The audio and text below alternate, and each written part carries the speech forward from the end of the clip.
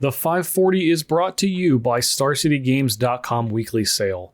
Go to StarCityGames.com/sale because right now until June 28th at 10:59 a.m. Eastern Time, you can save 50% on select Magic the Gathering singles. Take each of those cards' prices, cut them in half. That's the sale for this week. 50% off on select Magic the Gathering singles now through Monday, June 28th. At 10:59 a.m., make sure to head over to StarCityGames.com/sale. The 540 is also brought to you by Colorless Apparel and Design. If you want to get the coolest Magic t-shirts and hoodies and stickers, go to colorlessapparel.shop. And if you find something you like, use gift code SCG to save 10% off at checkout. That's colorlessapparel.shop. Nobody made what they wanted, so they made it themselves. What's up, everybody? Cedric Phillips here, stopping by real quick to let you know about one of Star City Games' newest podcasts, The Receivables, hosted by yours truly, alongside my partner in crime, of course, Patrick Sullivan, where the two of us discuss Magic sets, both past and present, from top to bottom. On every episode of The Receivables, you're going to hear us talk about the facts of a set, the mechanics of a set, the cycles of a set, you know, the boring stuff, before we get into some crazy stories of when we were playing Magic during the times that the set was legal. We've got a ridiculous award show where we give out awards like the Char Rumbler Award for weirdest card in a set, the Oko Thief of Crowns Award for best card in the set, and a whole bunch more.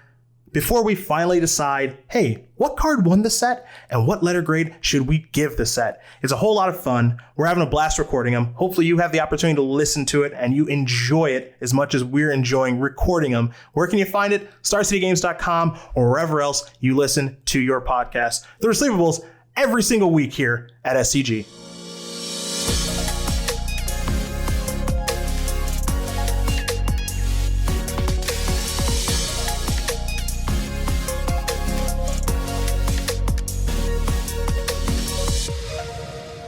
Welcome back, everyone, to the 540, as we are here to talk Cube and specifically Modern Horizons 2 Cube cards for the third week in a row. As always, I'm Justin Parnell. You can find me at jparnell1 on Twitter, and my co-host who loves and or hates convoluted combos. I am Ryan Overturf. You can find me at Ryan Overdrive. I'm really more of a small package combo stuff like Quandrix Apprentice plus Lose Focus is really more my kind of combo. Oh, the callback. All right. Okay. Yes. I noticed that you had said that on Twitter, pushing the Lose Focus propaganda consistently. And that's, maybe if they continue to print more things that care about copying, eventually you might win me over. I was really suspicious of that line on Magecraft when the cards first started rolling in. I was like, why copy instant and sorcery? What's going on? I wouldn't be surprised if we got more of that stuff, to be entirely honest. Just a onesie twosie here and there. I can't imagine they're going to go and do a full on duplication of what we got in Strixhaven for any time soon, but no, that's just my tinfoil hat Magecraft theory. Okay, I mean, it could come true.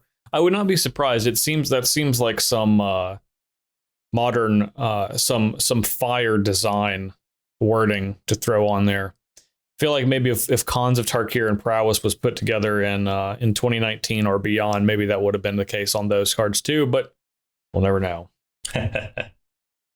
So episode 3, part 3 of 3 for Modern Horizons 2 Cube review. So what we do, and if you want the full rundown, check out, I believe it's episode 15 is our part 1 of the Modern Horizons 2 Cube rundown, but we're essentially designating cards into 3 categories. The first is classic, where this just means it's going to go into a traditional cube where you are just trying to play the best cards and are not looking for reasons to exclude cards from your cube for any power level reasons or otherwise. The second is custom. This is more a constrained by the design environment. So maybe you are separating cards based on their rarity. Maybe you are doing so from power level. Maybe there's a certain aesthetic you're trying to accomplish in your cube. But ultimately, these cards don't necessarily fit in every single cube. They're going to fit in different cubes based on what that cube is trying to accomplish. And then the last one that we're doing for exactly this set is a custom that we're going to spend very little discussion on, because either the cards are a little more straightforward and where they fit, or they're kind of obvious and generally lower power level, but still are cubable. There's just so many, we have to, we gotta cut the word somewhere. Oh yeah, very busy set. Today we have green, gold, artifact, and land. We've gone on at length about the set already, so let's jump into it. What do you say? I'm ready to go. Right, so lands. We're going to start with lands just because there's only so many lands, so we're a little out of order in terms of our Wooburg dynamic. But anyway, we're talking about Urza's Saga first. Not the set, Urza's Saga the card. This is our classically powerful land from the set. I actually have a copy right here in front of me because this card is bonkers. I also have a copy directly in front of me. I'm holding it in my hand right now. Nice. So it's an enchantment land. It's a saga. It's also an Urza's land, so it's literally enchantment land Urza's Saga. So it enters, you put your first lore counter on it. It now taps for a colorless mana. On the second chapter, you can pay 2 and tap it to create a 0/0 colorless construct artifact creature token. With this creature, it gets +1/+1 for each artifact you control. So the construct. Also keep in mind these abilities so far, they've been, this card gains this ability. So this is going to be true throughout. This card can tap for a colorless mana no matter what chapter it's on until you sacrifice it. And then you can make the construct on the second turn. You also get to make another construct on the second turn you have that, so the third turn on the saga. The first time I saw that, I could not believe that. That's bonkers. And then you would have to do that in response to this ability, the third chapter. Search your library for an artifact card with mana cost 0 or 1, put it onto the battlefield, then shuffle. So you find a cheap artifact from your deck, put it on the battlefield. This card is showing up a lot in Constructed, and it's showing up with a really varied cast of cards, and that really shows how much impact the card can have in Cube, because that's kind of a thing with Constructed and Cube. You can't always have a one-to-one translation, especially when something's in a very niche deck. It's less likely it shows up in Cube, but the fact that this card just does so much, getting those 2 robots from your land, that's a huge deal. And then just drumming up any of a myriad of it has to be just playable 0 or 1 mana artifact. And there is plenty of stuff like that. Like, this card is bonkers. Yeah, I mean, I don't think that it is difficult for me to suggest that this is probably the singular best card for Cube, and probably just in all of Magic in this set. The hoops, I'm putting air quotes around hoops. The hoops you have to jump through to make this card a crazy high impact for a land is basically don't whiff on the third lore counter. That's the hoop. Even if you do, it's not necessarily the worst deal. Like, if you're hitting your land drops otherwise and you just are making 2/2/2s, or you have any other artifact, those constructs get larger. The big thing for me is just the way sagas work. This is another thing I didn't realize just reading the card, but you put the third lore counter on after your draw step, so you can still just use that mana in your main phase the turn that you sacrifice it. Yep, you sure can. Totally. Although you've probably tapped it to make a second construct. Yeah, one of those things. So yeah, I don't mean if you can't get one out of your deck. I mean, like, in deck building, if you don't have a 0 or a 1. I don't mean that you wouldn't play it. I just mean that it's probably not the best card if you're constantly whiffing on that. It's simply just one of the best cards. Sure, yeah. Still worth the price of admission. Yeah, this is the only land that is getting the classic designation for us. If you are able to put a rare or something that fits this power level into your cube, it will go into your cube. You can also, there's also just like ways to combo with this card. If you have some way to remove counters, blah, blah, blah. Even something as simple as Crucible of Worlds. Yeah, Crucible of Worlds, something as simple as Golgari Rot Farm. Yeah. Jeez. Yeah, it's just a pretty ridiculous card. It's a scary thing in constructed because you can simply win a game without casting any spells quite easily. And I imagine that even though you only have one of these in cube, the impact this is going to make for how much you have to put into it, which is a single land drop, I'd say is a pretty good conversion rate for every single power level. Yep, it's a big deal. Yeah. So beyond that, that's the only thing that we have in our classic designations. That card's going to show up everywhere. But then we also have a group of cards that we're going to put together that I find quite interesting, and these are the artifact lands, the bridge cycle. So these are all artifact lands that come into play tapped, and they make 2 colors, and there's all 10, so there's a full cycle of 10. They're also indestructible. Now, these cards certainly don't make every single cube. They come into play tapped 100% of the time. Maybe you don't necessarily care about lands having the artifact designation, but we've talked for the last couple of weeks about specifically some like white and blue and red cards in this set really caring about artifacts and the artifact-centric stuff. And of course, even beyond that, this is a full cycle of artifact lands that in cube are quite playable, especially at lower rarities. So I actually think these provide a pretty great boost for powering up those strategies in any cube that you are really focused on doing the artifact, the overwhelming artifact thing, I guess from an archetype perspective. Yeah, but definitely expect them to show up when you're really doing an artifact thing. The rarity restriction, the fact that these are commons is actually a big deal. Something that I tried to do back when I maintained my Pauper cube is I liked leaning into some of the Pauper constructed archetypes because it gave the cube a little bit more definition, a little more personality than just being value 2-for-1s. That's like a lot of what the Pauper gameplay is. And these give a little bit more support if you want to have an ATOG deck. Like Affinity has just been a mainstay of the Pauper format for years, and this gives you more ability to have something like that seeded into your Pauper cube. Yeah. Something that I've thought about as I've been thinking about these lands in the context of cube. I think for like some common uncommon cubes, there has been previously like a cycle of common to play tap lands that are more aligned with a color, and that's the gates. But the gates are more kind of focused on green, and these are focused away from green.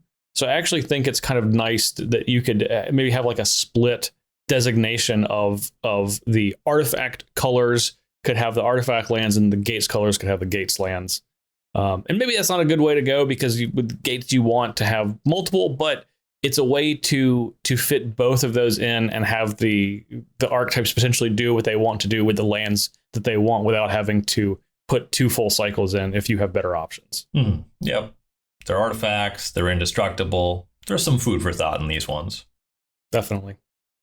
All right. I'm going to go alphabetically here and go to the 11th artifact land, Power Depot. This one isn't uncommon, but all the same, Power Depot enters the battlefield tapped. It taps for 1 generic mana, and you can tap it to, 1 colorless mana. And you can tap it to add 1 mana of any color, but this mana can only be spent to cast artifact spells or activate abilities of artifacts. And then it has modular 1. Now, if you are old like me and your brain doesn't work, you might be drawing a connection to Llanowar Reborn and read this as Graft 1. It's not Graft 1, it is Modular 1. So this land is looking to be destroyed or sacrificed to then put a +1/+1 counter on one of your artifact creatures. So that's going to come up in the decks in the cubes that want this kind of card, rather. Arcbound Ravager is kind of the big thing you're looking for. Throne of Geth, that sacrifice an artifact proliferate card, really plays very well with Throne of Geth, actually. This is the kind of card that I would expect to show up. Definitely in the proliferate cube that we've seen on Magic Online a couple times, Emma Handy's proliferate cube. And just anyone trying to do an Arcbound Ravager style deck, that's really where this card's going to generally find its home. I will never, ever put this card into any cube I ever have, regardless of theme or not. I could have 12 Arcbound Ravagers, and I would never put this card in. You know why, Ryan? Because I hate having counters on lands. I despise it. Okay. I hate the vivid lands. It is an annoyance to me that is central to my feeling about all of like a subsection of standard in my life. Nice. When the vivid lands were in standard, I despised them. I played some of those decks a couple of times, and I hated it so much I would go out of my way to never play with vivid lands. And I don't like Llanowar Reborn for the same reason. And this is another counter on a land, and I won't have it. We talked about this card a little bit off air, and I thought you were just getting at the fact that it enters tapped, but that is another thing to not like about the card. Vivid lands, just like a lot of stuff to keep track of. Really weird to have a counter on a land. Also, it's specifically like the counter on Llanowar Reborn goes away pretty quick. The counter on Power Depot is just going to be there. Yeah, until like the very end of the game, generally. Like that's when it's going to be sacrificed is the last turn. Yeah, that is true. You're usually getting pretty busy when you're sacrificing your lands for effect. Yeah, so it's really just like how I physically like hold like my arms over like the area that my lands are, and it's just incredibly inconvenient. And I'm not going to change that for a Power Depot and a cycle of vivid lands. So this can get out. Yeah, it does make them difficult to tap and untap with any amount of finesse. That's certainly true. Yeah, I'm old and I won't be changing my ways, so Power Depot's dead to me. Anyway, next up, Yavimaya, Cradle of Growth. This is this was actually a card that you know this person, Christopher McCurry, who is our travel coordinator and travel and HR coordinator for Star City Games. Big Christopher McCurry fan, for the record. Yeah, Chris is one of my best friends in the whole world. But he, at the very beginning of Modern Horizons preview season, called this card down to the name. Nice. It's actually quite impressive. And he is not someone that generally follows previews. He's content to wait until like the set is out, and then he'll just look through it. But Yavimaya, Cradle of Growth. This is a legendary land, and it is has been called commonly the Green Urborg because each land is a forest in addition to its other land types, is the entire text of the card. Now, there are less specific payoffs, maybe not less specific payoffs, maybe less interesting payoffs for this than you would have with Urborg, but I don't even think there's that many interesting payoffs for Urborg.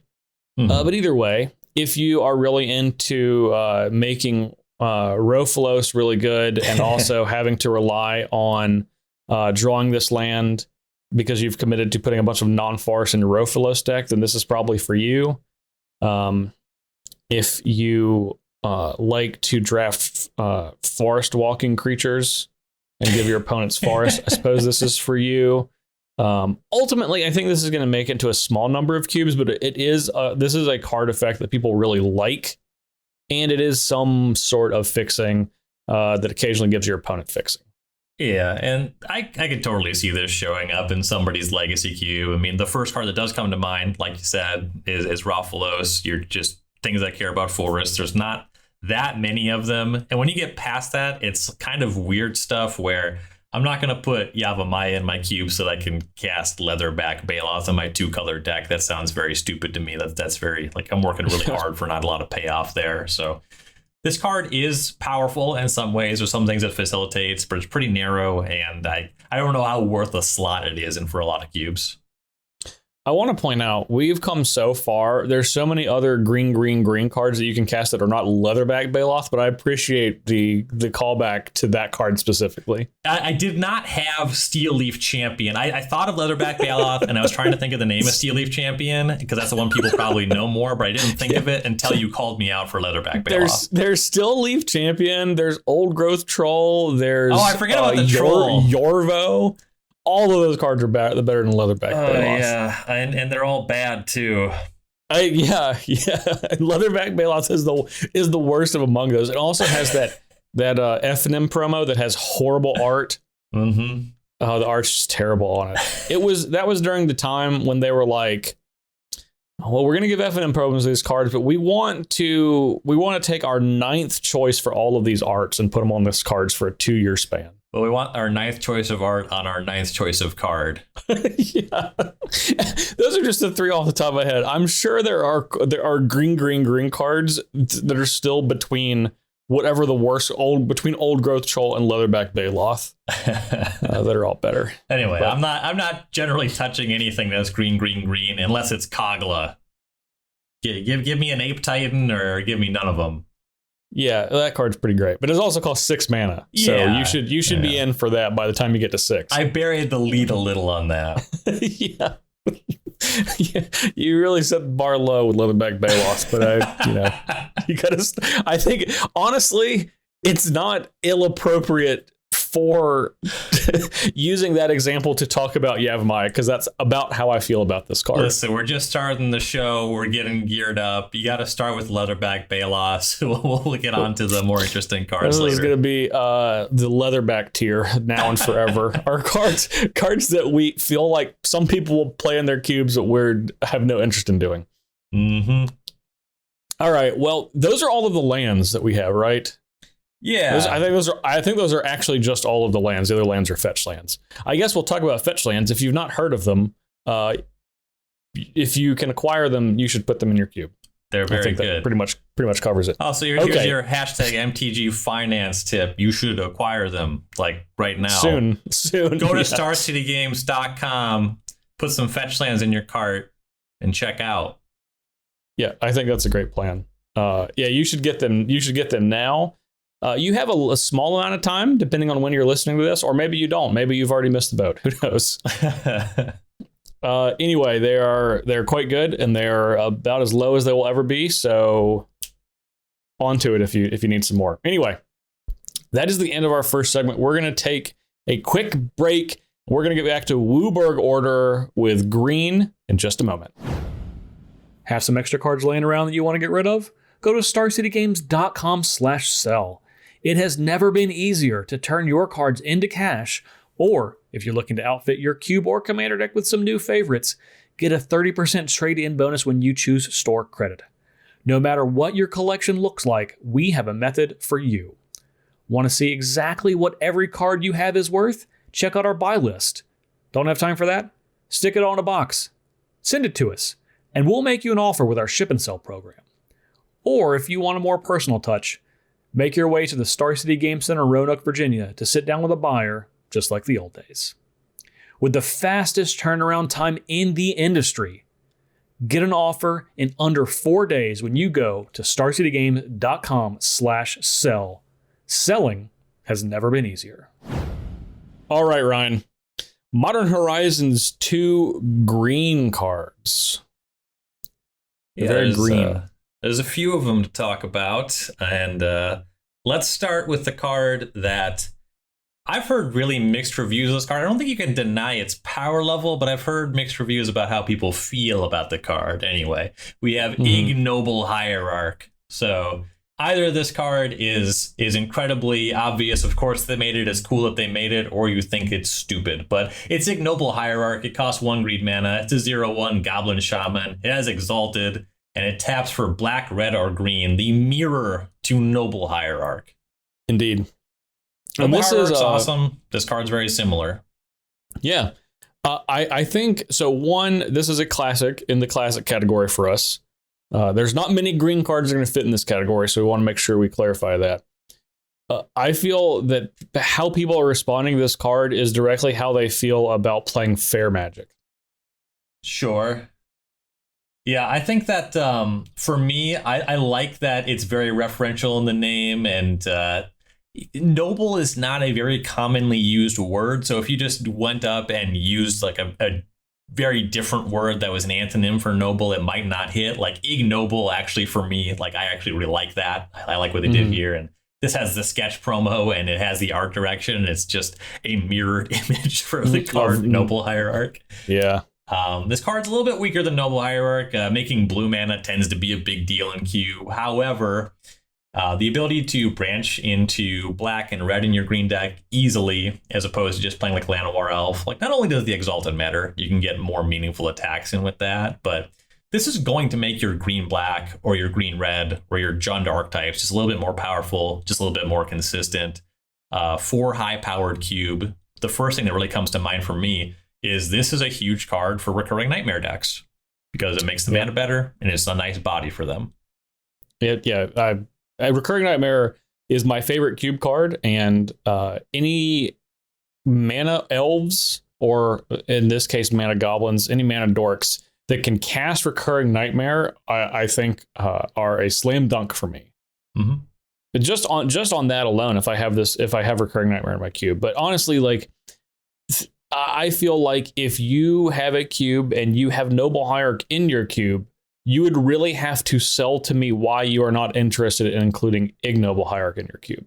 If you don't have Noble Hierarch, then I don't think this is going to make it over Noble Hierarch, but it would be difficult to hear why we don't want to include this, but we want to include Noble Hierarch. So I think it's kind of analogous of if those two cards, if one of those cards is good in your Cube, the other one is also good in your Cube. And that's true for two reasons. Not only just what you're saying, the cards are so similar. If one is good, it stands to reason the other will likely be good. But it's also very good to control both of them because then you get your double Exalted.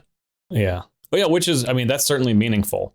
You know, the entire archetypes have been formed off of having multiple Exalted triggers. Mm-hmm. Now, you probably don't have any Infect cards, creatures in your Cube, but that's still generally pretty good to give a solid little +2/+2 on an attack. But I mean, it's a mana elf and it's a very good one, and we don't get good ones like this very often. It's probably going to be a very, very long time before we get another 1 mana creature that is on this power level. Mm-hmm. Definitely. So appreciate it while it lasts. All right, so the second one that I have in Classic, and this is, I think it could be potentially a bit of a stretch for people, but I want to explain myself. And this is Tireless Provisioner.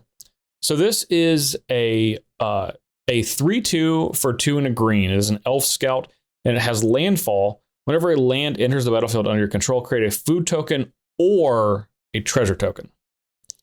So this is similar to, of course, Tireless Tracker, which is kind of where it's getting the Tireless name. But it provides you a food, which is ultimately going to turn into 3 life, or a treasure token. But whenever I say treasure token, what I really mean is it provides you a Lotus Petal. And I feel like whenever I replace the word treasure with Lotus Petal, people have a much easier understanding of how powerful treasure tokens are. Even in green, but especially if you have you're trying to focus on 2-color or more combinations, I think this is a slam dunk in any of those cubes, and is probably powerful enough as it is a landfall card that provides you another permanent, another artifact, or just another general resource that adds to mana or ramps you further. So I'm a big fan. I'm a personal big fan of this card. Yeah, I mean, extra mana, extra life, these resources matter. I do like this card quite a bit. I definitely could see myself drafting it if I see it in a booster pack. I will agree that it is maybe a little bit of a stretch to put it in Classic, and that's just because 3 mana is such a crowded space. Mm-hmm. I don't necessarily know if this actually ends up beating all of the 3 mana green cards that you traditionally see in cubes, and there's even kind of a B tier that doesn't always show up that's quite powerful. And that's where I think this card might not show up in your cube because it gets crowded out, not because the ability is undesirable. That's fair. So maybe it's going to come down to size. This isn't like this isn't a card you're like absolutely make room in this in your cube for this card if you're at a 360 card cube.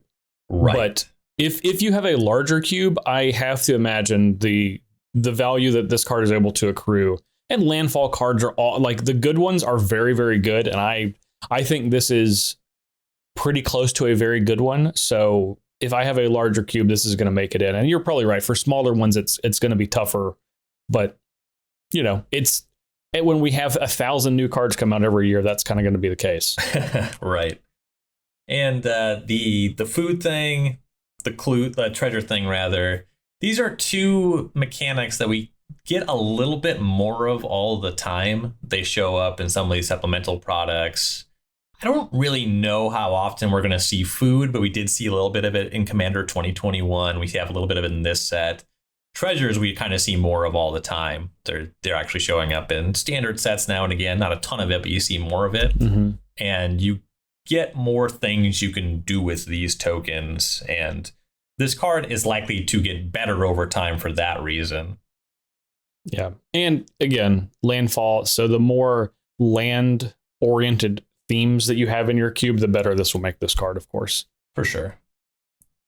All right. Next, we're going to talk about a card that we did not mention this card in Strixhaven. This was originally printed in the Mystical Archive. It was kind of a weird thing. It only had the Mystical Archive border. It was legal in Vintage and Legacy, but not yet in any other format. Now it's legal in Modern, because this is not a standard set. But anyway, we have Abundant Harvest, 1 green for a sorcery. Choose land or non-land, reveal cards on the top of your library until you reveal a card of the chosen kind. Put that card into your hand and the rest on the bottom of your library in a random order. Just a really good cantrip for smoothing your deck out. Mm-hmm. If you draft this card, it basically will make your deck 100% of the time. I can't really see that not being the case, just because it replaces itself, and it also will either be a cantrip that does not make your flood worse if you're flooding, or will find the land if you need the land. Yeah, this is, I mean, honestly, I think this is, I really love this card because it's basically like a perfect power level for whatever cube that it's in. Because of how the card is structured, it is very difficult to make too powerful, and it generally is going to meet whatever, like Ryan said, whatever you need at the time. Mm-hmm. And it's not going to do anything more. It doesn't draw cards, which is an important caveat. So it doesn't trigger anything that draws cards. It is an instant, or it is a sorcery, so it's going to trigger the instant sorcery stuff. But other than that, it's a pretty simple card, but it's also a card that's going to make your deck 100% of the time if you draft it. And it's a common. It's a common in this set. So now it literally can go in every single cube. I can't even think of a cube I would not want to have this in. Mm-hmm. And this is also, this slot, 1 mana green sorcery, or just 1 mana non-creature green card. This is a slot that is not very competitive. Name another one. Yeah, you will have room for this card in your cube. Tireless Provisioner, 3 mana green creature, a lot of competition. Yeah. 1 mana green sorcery, you have the room. Put this card in your cube. Yeah, that's pretty easy. All right, so now we are going on to custom. So everything else from here out, we don't really feel like is specifically able to make every single cube, but there's still a lot of interesting cards. So the first one I'm going to talk about is one that I am really just looking at for all commons cube, and not really beyond that, but I do think it is one that should pretty easily make it into those cubes, and that's Bannerhide Krushock. This is a 4/4 beast for 3 and a green. It has trample, so it's 4/4 for 4 with trample to start. It also has Reinforce 2 for 1 and a green, which means you can pay 1 and a green, discard it, put 2+1/+1 counters on target creature. And also has Scavenge for 7, 5 green, which means exile this card from your graveyard, put that many +1/+1 counters on target creature equal to its power. So this is a perfectly reasonable creature when you cast it. It's a 4/4 for 4 with trample. And it also is a combat trick and then a late game pump. And like I said, this is really just commons only cube for me, but I think this is the type of value that you're generally trying to accrue, because those games are often very grindy, and this thing plays triple duty. So I think this is like a slam dunk for those cubes for me. Yeah, and the thing I like about this card and cards of this nature, that Reinforce 2 ability, if your environment wants some number of combat tricks, you can only fit so many, and there's diminishing returns on how many you want to draft. Just attaching it to a solid card otherwise is a great way to get more tricks into an environment. Yeah. And not to mention that if you're in that environment, this is a 4/4/4/4 with trample, and trample in those environments is like a really critical keyword. So this is super playing double duty there, because if you need to play this to the board and this is not your combat trick because you have other ones in your hand, you're going to be in pretty good shape. Yeah, this is kind of like an upgraded Gore Clan. What's that card? The red green Gore Clan one. Rampager. It was like an upgraded Gore Clan Rampager for me. Yeah, I agree with that. I mean, Rampager does provide 4 on 2, but it's 2 colors. I'm probably just going to be happier with this in most cases. Yeah, and the reinforced, that's counters too. You know, it's a more of a permanent pump, but it's only for 1 turn with the Rampager. Yeah. That's a good comparison. Yeah, I think this is a sweet card though. All right, we'll move on to Chatterfang, Squirrel General. Speaking of sweet cards, 2 and a green for a 3/3 legendary Squirrel Warrior. It has Forest Walk. That's flavorful. If 1 or more tokens will be created under your control, those tokens plus that many 1/1 green squirrel creature tokens are created instead. And then for 1 black mana, you can sacrifice X squirrels. Target creature gets +X, -X until end of turn. So you're probably using that ability to destroy things more than pump things, but it can work the other way on occasion as well. I imagine in most cases you're just not using that ability. I think that's flavor text for most cubes for this. Unless you're not drafting this card and making sure you're in black green. You're making sure you're in green, and then if you happen to be able to use the black portion, then congratulations. But otherwise, I don't think you're missing it if you don't have it.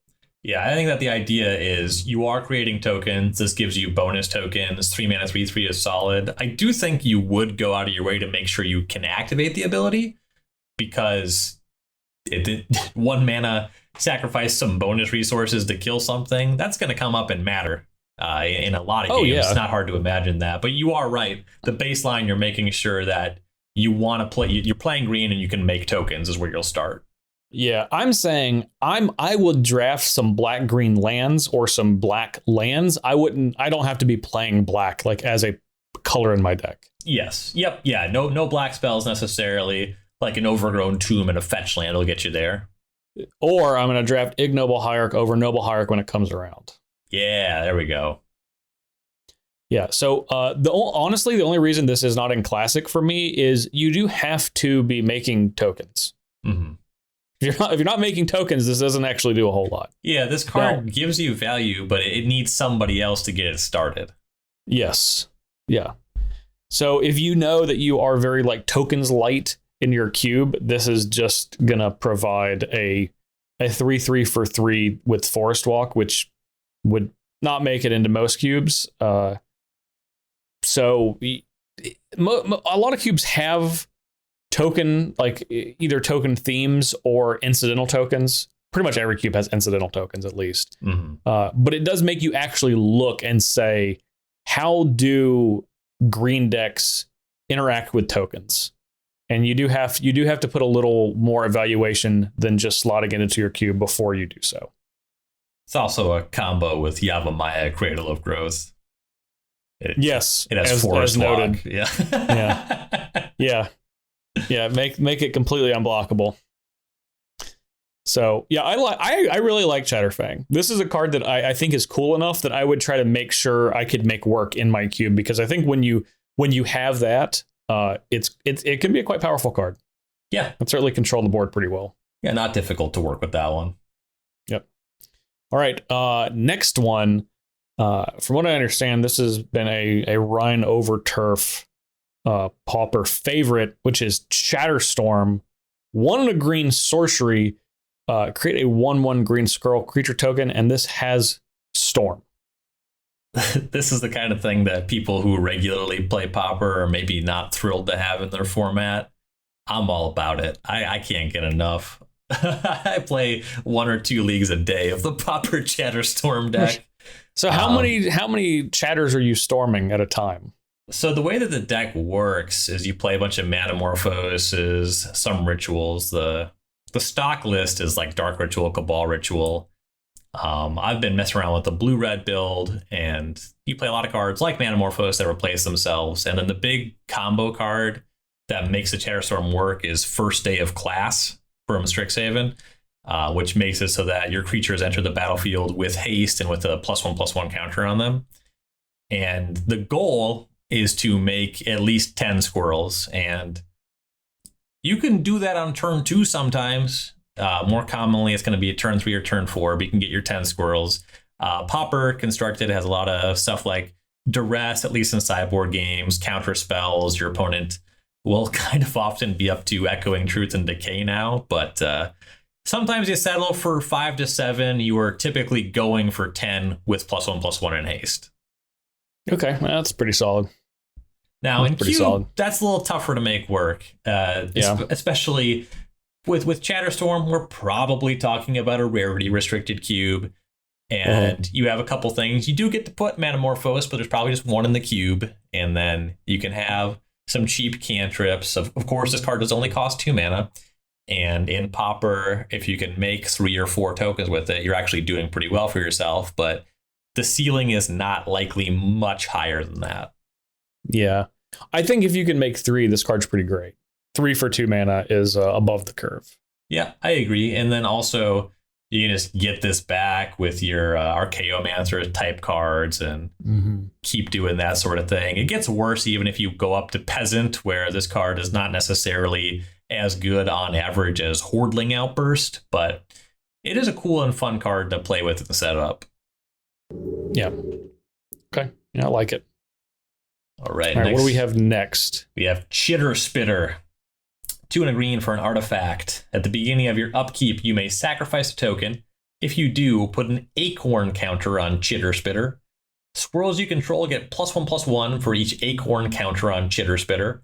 And green tap. Create a 1/1 green squirrel creature token. So when that ability goes on the stack to sacrifice a token, you can respond and make that squirrel and just sack it. So until you have some other tokens to sacrifice, you keep feeding the spitter and growing those squirrels that you're making. So this card won't get to making tokens fully on its own, but it'll be able to make itself stick around until you can sacrifice something smaller to make these giant squirrels. It's kind of a funky card, but it's very cool. Like, I see this card and I kind of want to play with it. And like you said about Chatterfang, a lot of cubes just do a lot of incidental token stuff. And specifically the cubes that are trying to do token stuff, you can definitely fit this into those. And the fact that over a small course of turns, you're actually just making giant squirrels as it gets more counters on it is pretty rad. Yeah, I think this is actually a pretty powerful card for like mid and lower power level cubes, because one, a 3-mana investment for an artifact or just a card in general, permanent, that has the ability tap a green, make a 1/1.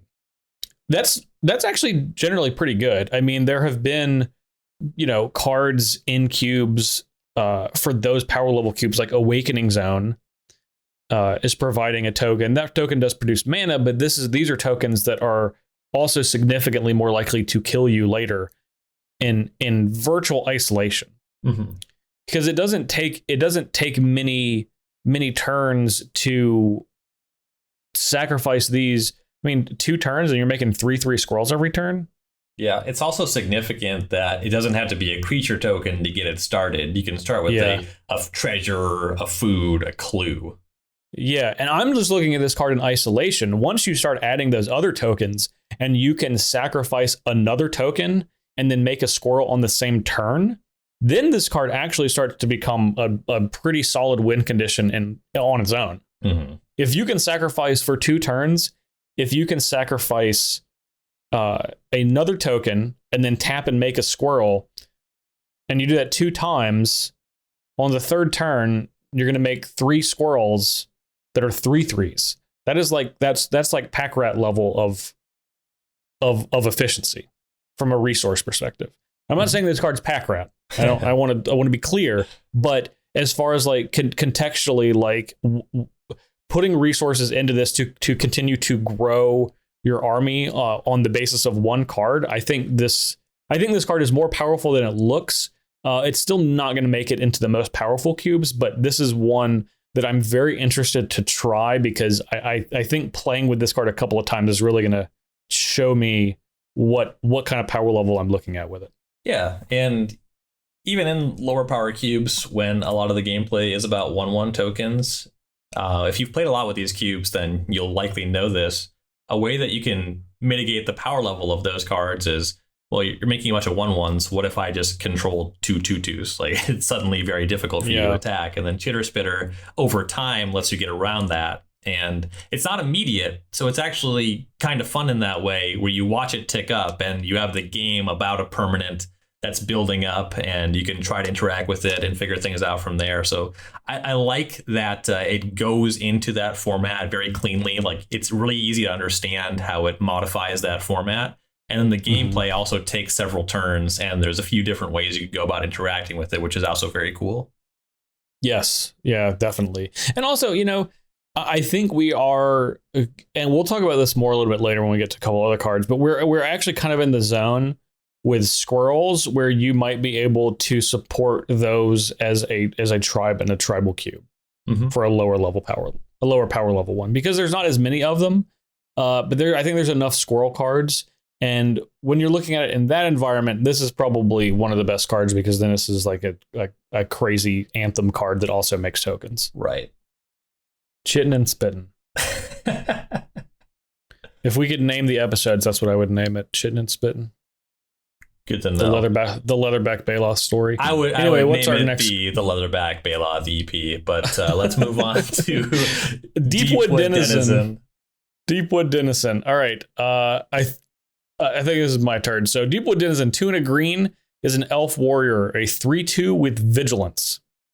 And you can tap 5 and a green and tap it to draw a card. However, this ability is reduced by 1 generic mana to activate for each +1/+1 counter on creatures that you have on creatures you control. It doesn't matter if it's on the same creature, it doesn't matter if it's spread over creatures, just in general. So if you have 5 +1/+1 counters, this only costs a single green to activate. This is another card that goes into Pauper cubes primarily, but I could actually see this in Peasant cubes too if you have a +1/+1 counter theme. Because reducing this even to like 3 mana is actually a pretty powerful recurring effect on a creature that has vigilance. So. Yeah, definitely. Kind of slow value churn over time. If you like your games being about creatures, seems to fit the mold pretty well. Right, yep. So we'll move on to Endurance. This is the green and final member of our Evoke cycle. 1 green for a 3/4 with flash and reach. When Endurance enters the battlefield, up to 1 target player puts all the cards from their graveyard on the bottom of their library in a random order. You can evoke it by exiling a green card from your hand. Now, that body with flash and reach for that cost, this is pretty efficient. And that ability tends to be very good, even in high-powered cubes. Like, honestly, we could probably give this a classic rating. It's just strongly adversarial to a lot of classically powerful things. It's not a card that necessarily is exciting to put in your deck. The green deck isn't like, all right, give me an okay body that attacks and blocks for 3 and some ability that's sometimes good. Like, this card is probably on average worse than a Scavenging Ooze in your mono green deck, but it might be much better against your opponent. Being able to take somebody casting Reanimate completely off guard with your free green spell and hosing their graveyard, like, that's a big deal. So I don't really like the way that this card plays. I don't think it's exciting to draft with. However, it's powerful enough to show up in the high-powered cubes. It certainly is. And I would actually say that the higher power cube it is, the more it fits, but it's more of a Containment Priest type card than anything. Now, it has a much better body than Containment Priest. A 3/4 for 3 with reach is pretty huge, but it's kind of like the same thing we were talking about with Tyler's Provisioner. This is a tough thing to break into the green 3s, because I don't think it's like more powerful on in a vacuum than any of those cards. It's very format specific. If you are really focusing on a lot of graveyard strategies, then this is a cool foil to that. Well, maybe not cool. Yeah, I would go so far to say, if you're focusing on graveyard strategies, this is actually probably incredibly unfun. Yes, yeah, it is a very effective foil. But is it fun? I mean, probably not. It's a reasonable creature. but like this seems like a tough card to main deck in a lot of cases because you're not going to draft it so you can like proactively play it. You're going to draft it as a like your best sideboard card. Yeah, so I think like that, if you put this in just a Legacy or Vintage Cube with a Reanimator deck, I think that it mostly will live in the sideboard and can come up in a big way in that matchup. And sometimes your deck's a little rough around the edges and you main deck it.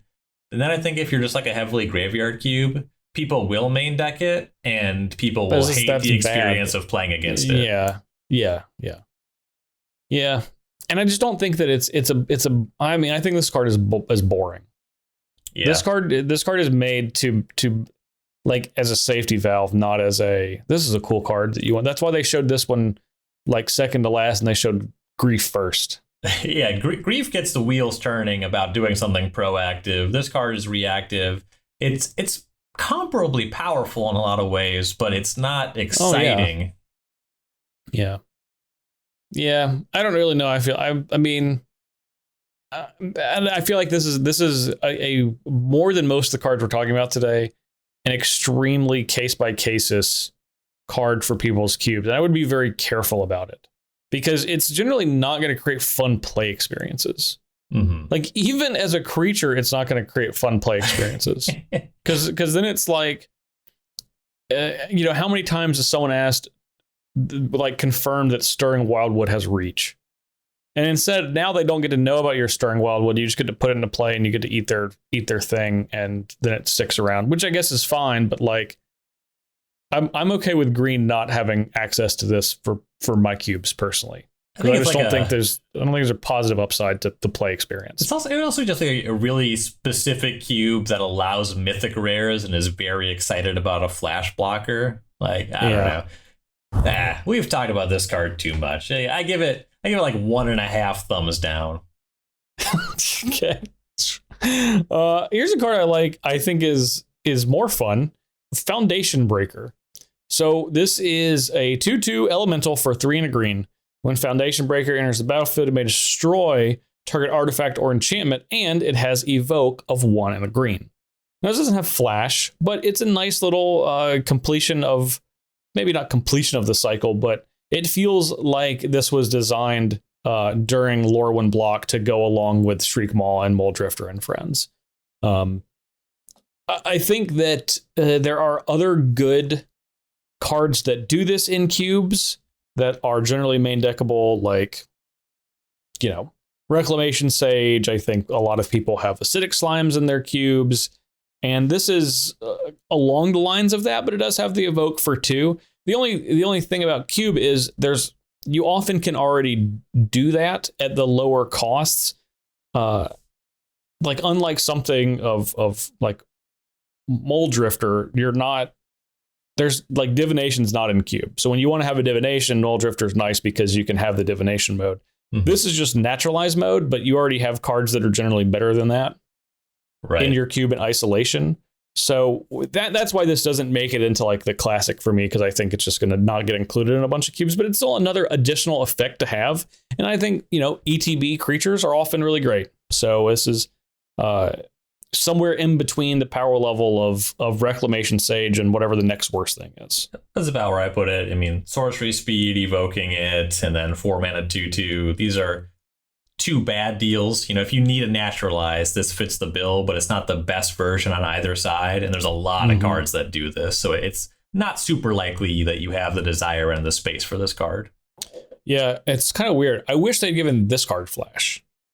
Yeah, this would be a nice one to have Flash. Like a 2/2 body with Flash, it can trade, and maybe it eats a small creature, but those creatures have a way of being pretty expendable anyway. I would have liked to have seen this creature with Flash.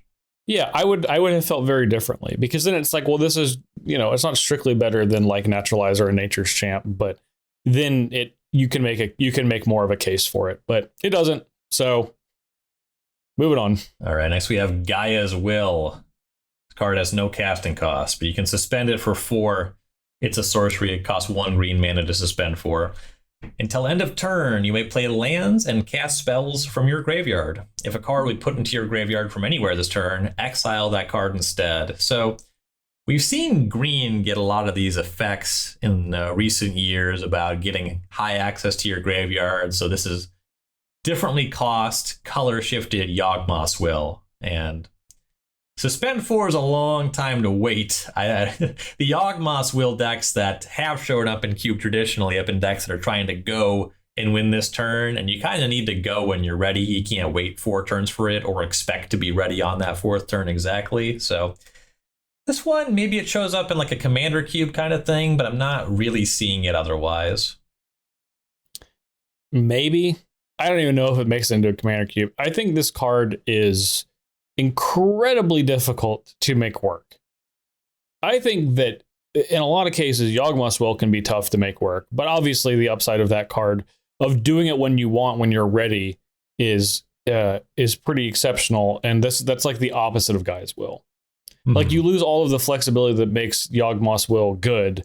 I understand you don't have to pay the 3 mana for it, but I mean, I guess there's a scenario you could suspend this and just give your opponent the exact time that you're going to try to do a bunch of nonsense and hope they do nothing about it for 4 turns.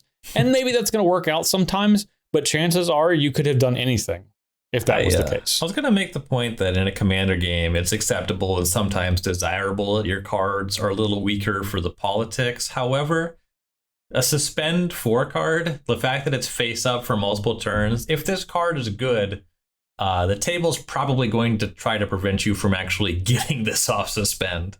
Mm-hmm. That's exactly what I was going to say. Yeah, it's going to be almost impossible for this to work. No one's going to be like, well, we shouldn't kill him. Let's just see what happens. How good can it be? Yeah. So yeah, I'm generally not about this one. Yeah, it doesn't seem very good. All right, another card that in the environments it's good in is going to be a beating. That's Herd Baloth. 3 green for a 4/4 beast, and it simply has the text whenever 1 or more +1/+1 counters are put on Herd Baloth, you may create a 4/4 green beast creature token. Now, I don't know if you know about making tokens frequently, Ryan, but 4/4s are often bigger than most other tokens and most other creatures. Well, this goes infinite with Juniper Order Ranger, does it not? It does.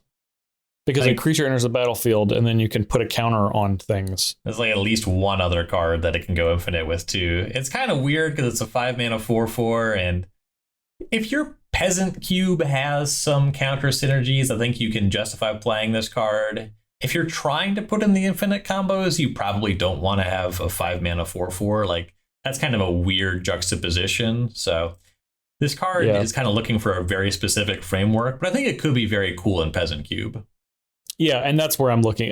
That's the exact spot that I'm looking at it for. This is a hell of a +1/+1 counter payoff. Mm-hmm. Because if you just have ways to give a +1/+1 counter to a creature a couple of times with this card out, then the game is going to end.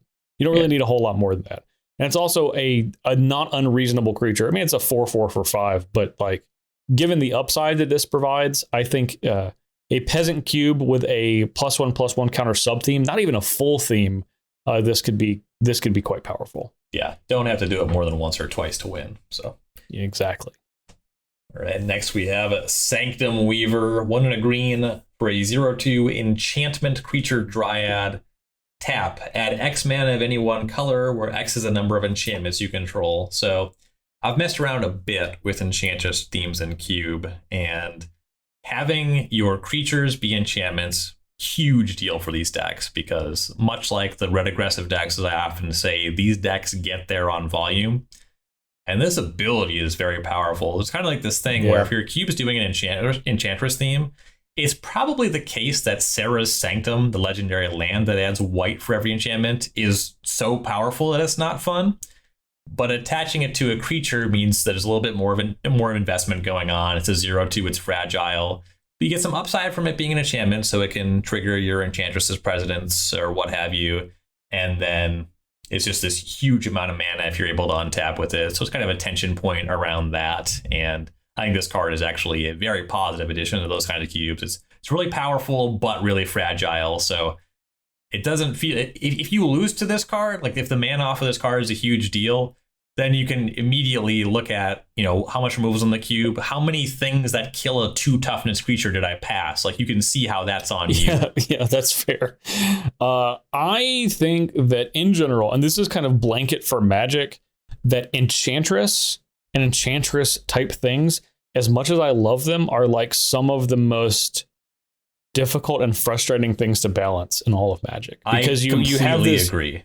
You have this spot where it's like, this is a really cool thing, but then at some point, there's a tipping point where it no longer is cool and it immediately becomes oppressive. And that line is so fine, it's extremely difficult to walk. Mm-hmm. And it's even more important in Cube because it's like, oh, it's fun to try to get this enchantment thing together. But then if someone does it and they essentially collect all of the Infinity Stones for their enchantment deck, they won't lose, because we talked about how difficult it is as a group to interact with enchantments as a card type. Regardless of what kind of cube you have, like, that's just going to be the least, you're going to have the least removal for enchantments in your cube in most cases. Yeah. And it's so difficult. It's like, it's fun to try to assemble this little machine.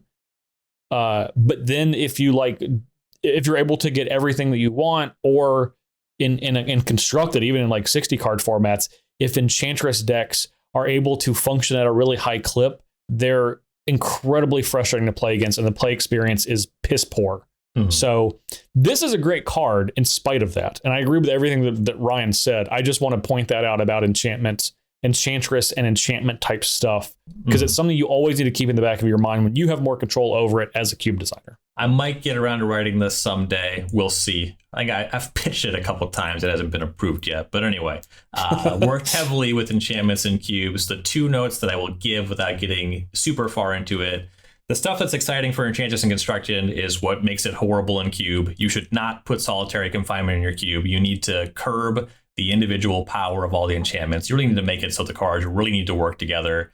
You can accrue some value, but you shouldn't have any game winners on their own for the Enchantress decks. And at the same time, you also need to put enough enchantments in the cube where people are main decking Seal of Cleansing, and then also put a lot of Seal of Cleansing adjacent cards in the cube. Yep, it's good. That's a good note. It's a good note.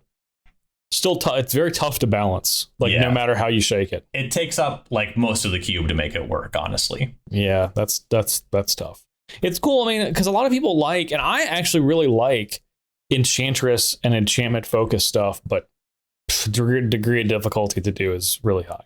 Yep, you gotta really want it. But next up, here's a card that's a little easier to fit into a cube. We have Timeless Witness. Honestly, this is like a classically powerful ability, but the rate is just not quite there. Yep. 2 green for a 2/1 human shaman. When Timeless Witness enters the battlefield, return target card from your graveyard to your hand. Has Eternalized for 5 green. So you're paying a little bit more for Eternal Witness in an era where you wish Eternal Witness costs a little bit less. But then you have Eternalized stapled on. Most likely this shows up in peasant cubes and lower powered cubes. For 4 mana, you can just get a lot of really powerful stuff for that these days. But if you have a rarity restriction, then you can certainly justify a card like this.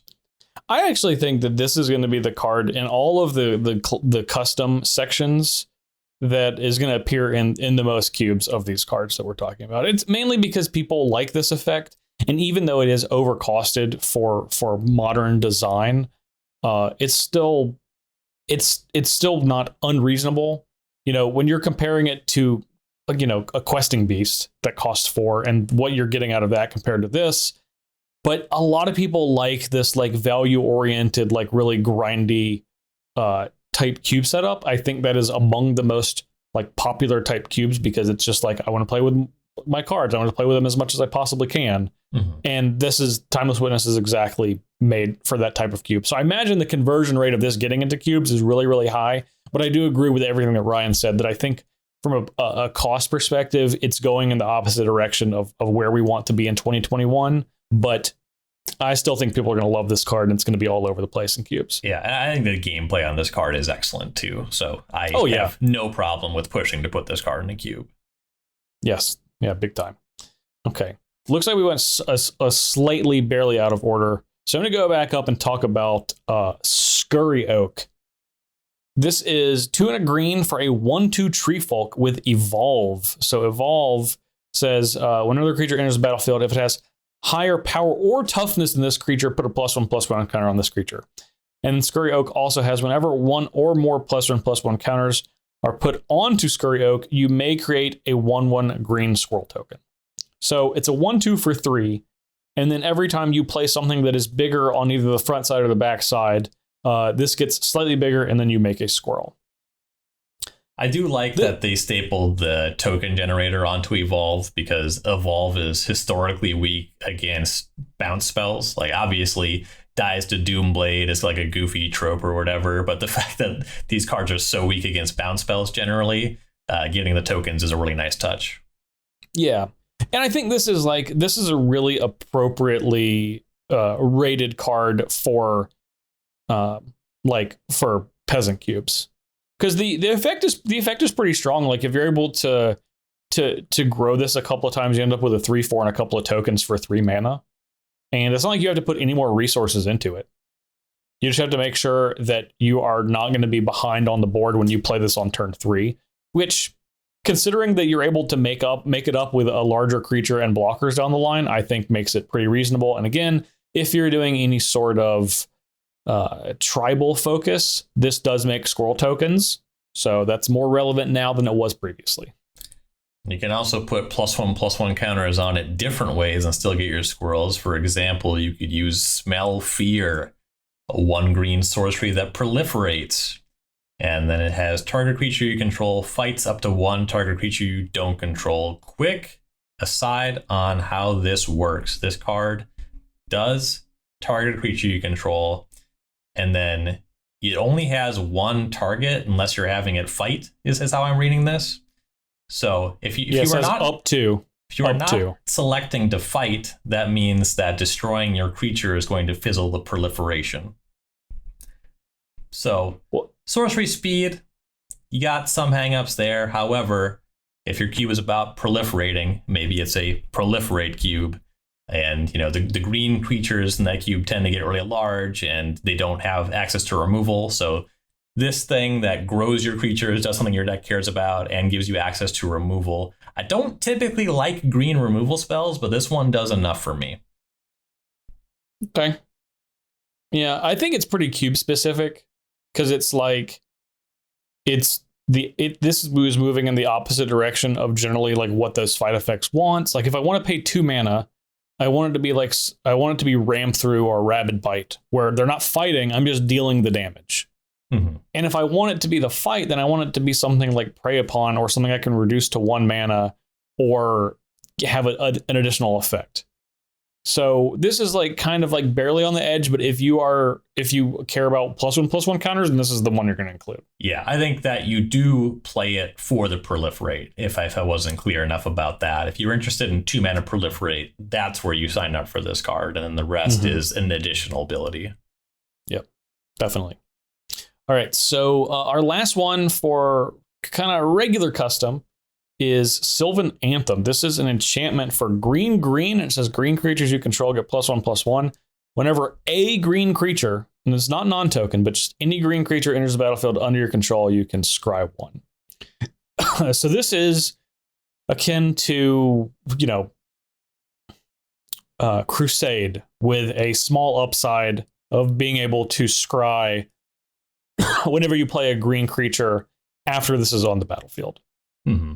So where would you want this card?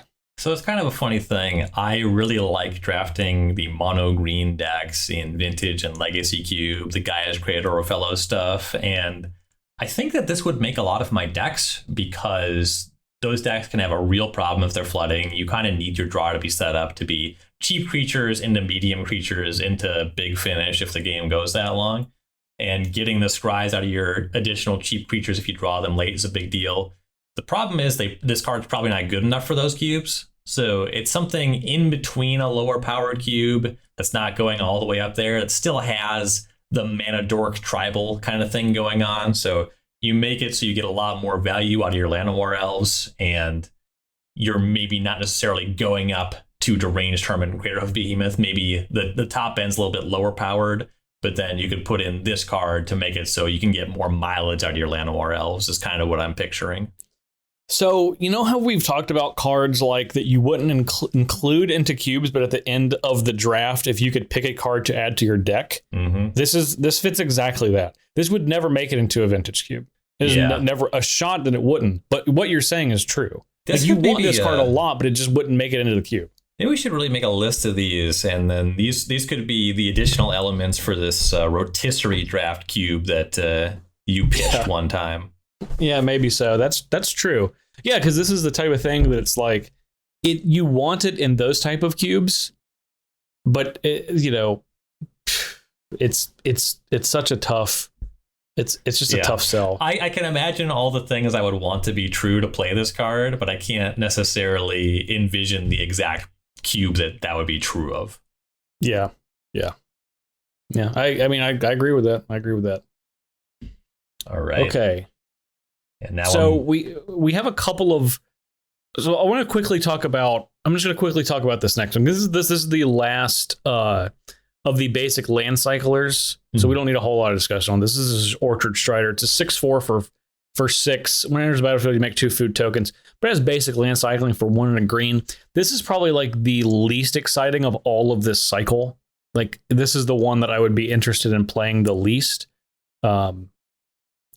Basically, it's just a giant. It's a crawl worm with basic land cycling, and I just feel like that you have so many better options now. This would be 5 years ago, basically pre Colossal Dreadmaw. I would have been all over this card, but now there's Colossal Dreadmaw. There's like Honey Mammoth. There's things that you're doing on the front side of casting this that makes it better, and you generally need to do the basic land cycling in green less than the other colors.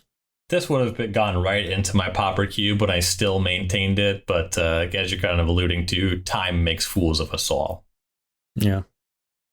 All right, so now I guess we'll just do some rapid fire squirrel cards. How do we feel about a quick little burst of squirrel cards? We have Squirrel Sanctuary, 1 green enchantment. When Squirrel Sanctuary enters the battlefield, create a 1/1 squirrel green creature token. Whenever a non-token creature you control dies, you may pay 1. If you do, return Squirrel Sanctuary to its owner's hand. So you get a slow churn of squirrels with this card, and it's cheap. So you can definitely justify that if you're taking advantage of enchantments and squirrel tokens entering the battlefield. Squirrel Sovereign, 1 and a green for a 2/2 Squirrel Noble. Other squirrels you control get +1/+1, so you're cheap Squirrel Lord. And then we have Verdant Command. This is a funky card. It's an instant for 1 and a green. Choose 2. Target player creates 2 tapped 1/1 green squirrel creature tokens, so it's not going to ambush anything in combat. You have to be in the market for 2 squirrels just for what they're worth. And then counter target loyalty ability of a planeswalker. Exile target card from a graveyard. Target player gains 3 life. So a bunch of medium abilities, but the countering the loyalty of a planeswalker, exiling a card from a graveyard, even gaining 3 life. If you're generally in the market for 2 1/1 squirrels, this card does like a lot of situationally pretty powerful stuff. Yeah, very situationally. I imagine that the design went along this card of they started with the first ability, which is make the two tap squirrels. And then as they played it, they were like, now that I have this, what would I like to do additionally? It's like, I would like this to remove a card. Okay, done. We can add one. Planeswalkers are a problem, and you're just making squirrels. What if we just countered an ability? Sure, that's on there. So all of these cards, if you are looking to do a tribal focus, these are all cards you would need to make sure the squirrel deck was powerful enough to function. Yep. Yeah, you just need all of them because there's not that many total squirrel cards. Yeah. And when you have them as a package, I mean, they're pretty reasonable. Squirrel Sanctuary, I actually got to play with that in Modern Horizons 2 draft, and it impressed me more than I was expecting. Only because it's like mana intensive, but it's not, because it's all just one at a time. Like, you never need to use more than 2 mana and a turn cycle in most cases to work with this and have a pretty steady stream of squirrels. And obviously, Squirrel Sovereign is, Lord for squirrels. Honestly, the biggest problem with Verdant Command is that it's a rare. I mean, the Planeswalker ability doesn't come up too often in a rarity restricted cube. That's where it's easier to imagine wanting these abilities, but I'm sure this is for somebody. If you want to do squirrels, you have a lot more ability to do that now. Yeah, for sure. All right, so the last two cards we're kind of putting as a group, and this is Throsta Tempest Roar and Ave Progenitor Ooze. So Ave Progenitor Ooze is 2 green. So this is going to go on your Leatherback Baloth cube. That's a legendary creature ooze, a 2/2, yet it has Storm. And it says Ave Progenitor Ooze isn't legendary if it's a token. Well, why would it be a token? Well, because the Storm copies are non-token, or are tokens, but they're not legendary. And it says Ave enters the battlefield with a +1/+1 counter for each other ooze you control. And then Throsta Tempest Roar is 10 green, a legendary creature dinosaur. Today 7/7. It costs 3 less to cast for each other spell you've cast this turn. So every other spell you've cast reduces it by 3.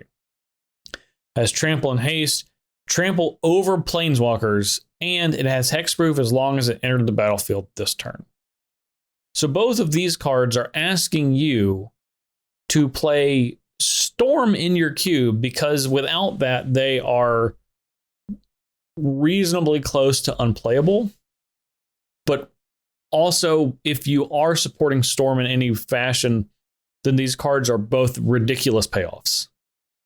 I don't think there's a whole lot of in between. I'm a lot bigger on Ave than I am on Thrasta.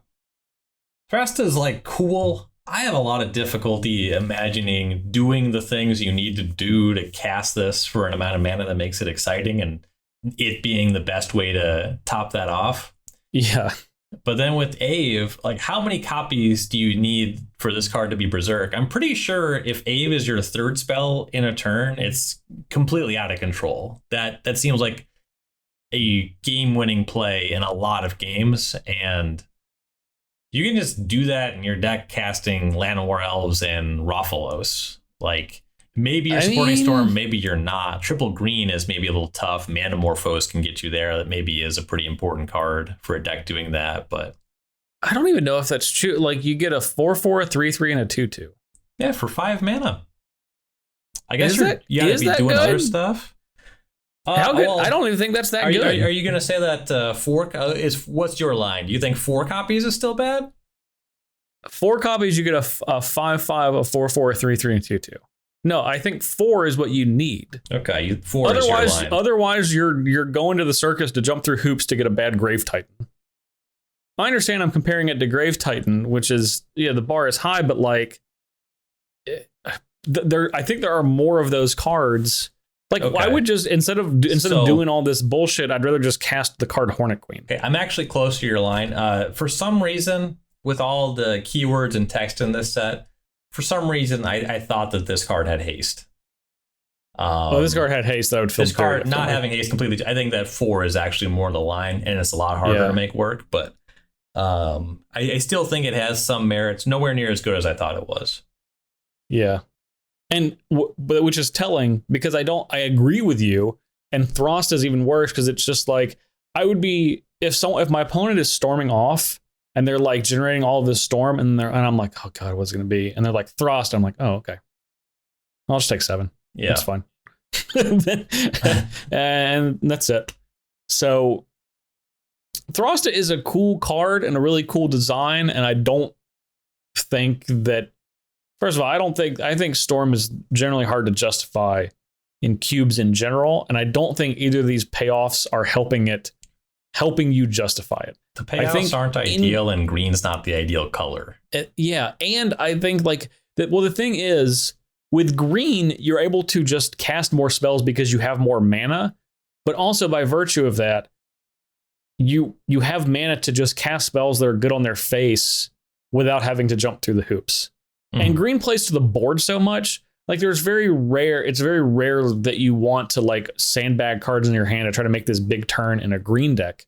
Because most of the things you're having, you said like Rathalos, Llanowar Elves, well, you just want to play stuff out. Right. Like, you play to the board with green, and that's actually one of its strengths. And this is like trying to go in an opposite direction which is cute and clever, and it's probably just going to be worse. So at your own risk, I guess. Yeah, and what I said initially was based off of the false understanding that the card had haste. The other one had haste. So that's a fair thing. Yeah, Biogenic Ooze is probably a lot more powerful than that card on average. Yeah, and that's only 2 green. It's 3 green to make the second ooze though, or the third ooze, I guess. Right. Yeah. So interesting storm payoffs. Shatterstorm's probably better than both because it only costs 2 and it's a common. But either way, okay, Ryan. Any other cards in green specifically? Nothing immediately. There's a few other cards that can fit into lower powered cubes, but not too much that has a dramatic impact. Okay. All right. Well, in that case, we are going to take a short break, and when we come back, we're going to cover the colorless cards.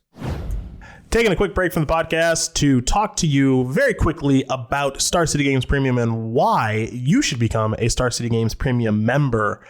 First, me, Cedric Phillips. I'm the online content coordinator for Star City Games. So if you like me and you want to see me keep my job, you should sign up. And if you don't like me, we're not going to talk about that. Okay, let's talk about what you actually get for signing up and paying the $7.99 per month to become a premium member, which is less than the cost of a couple of booster packs, by the way. It's actually, I think, if memory serves, like less than a collector booster, and they got these set boosters and all these different types of boosters now. So look, let's just say for less than a collector booster a month, you receive the following benefits. Are you ready?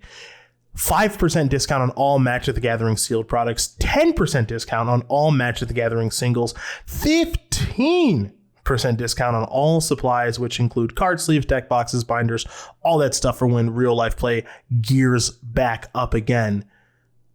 You also get some free entry to some SCG Tour online events if you're digging the SCG Tour online and want to play in some of those tournaments like our satellites and stuff like that. A couple of freebies out there. But let's not forget the big one, the exclusive access to Star City Games website content from many of Magic the Gathering's top players and fan favorite personalities like myself, like Patrick Sullivan, like Sheldon Menery, like Paulo Vitor Damaderosa, who is way too good at Magic the Gathering, Jerry Thompson, Autumn Burchett, Brian Gottlieb, Todd Anderson, Ari Lax. I'm going to forget somebody here and they're not going to like me for it. Brad Nelson, who's back writing for Star City on a weekly basis.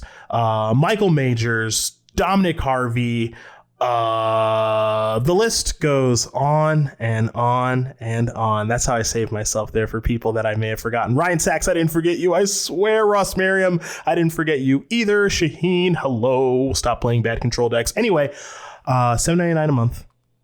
Less than the cost of a collector booster pack. Get awesome content, discounts 5, 10, 15% across the board. Get access to some SCG Tour online events for free as well. Head over to starcitygames.com/join premium for more information. With that, back to the pod. All right, continuing on, we have Modern Horizons 2 colorless cards. Yes, so these are cards that are actually factual colorless cards. Another category with exactly one classic card. Something we were expecting from the set. We have Sword of Hearth and Home, 3 mana equipment. Equipped creature gets +2/+2 and has protection from green and white. Whenever equipped creature deals combat damage to a player, exile up to 1 target creature you own. Then search your library for a basic land card. Put both cards on the battlefield under your control, then shuffle, equip 2. So sort of a flicker effect and a rampant growth effect. You actually can take back something that's been mind controlled because it just targets a creature you own. That's pretty cool. And just another member of the sword cycle, the ongoing sword cycle. Still a couple missing, but now we have green and white. And this seems the most reasonable of the lot we have so far, just to include as both a powerful effect that is maybe not totally reasonable by giving protection, because green and white will often be better at destroying the sword than the creatures.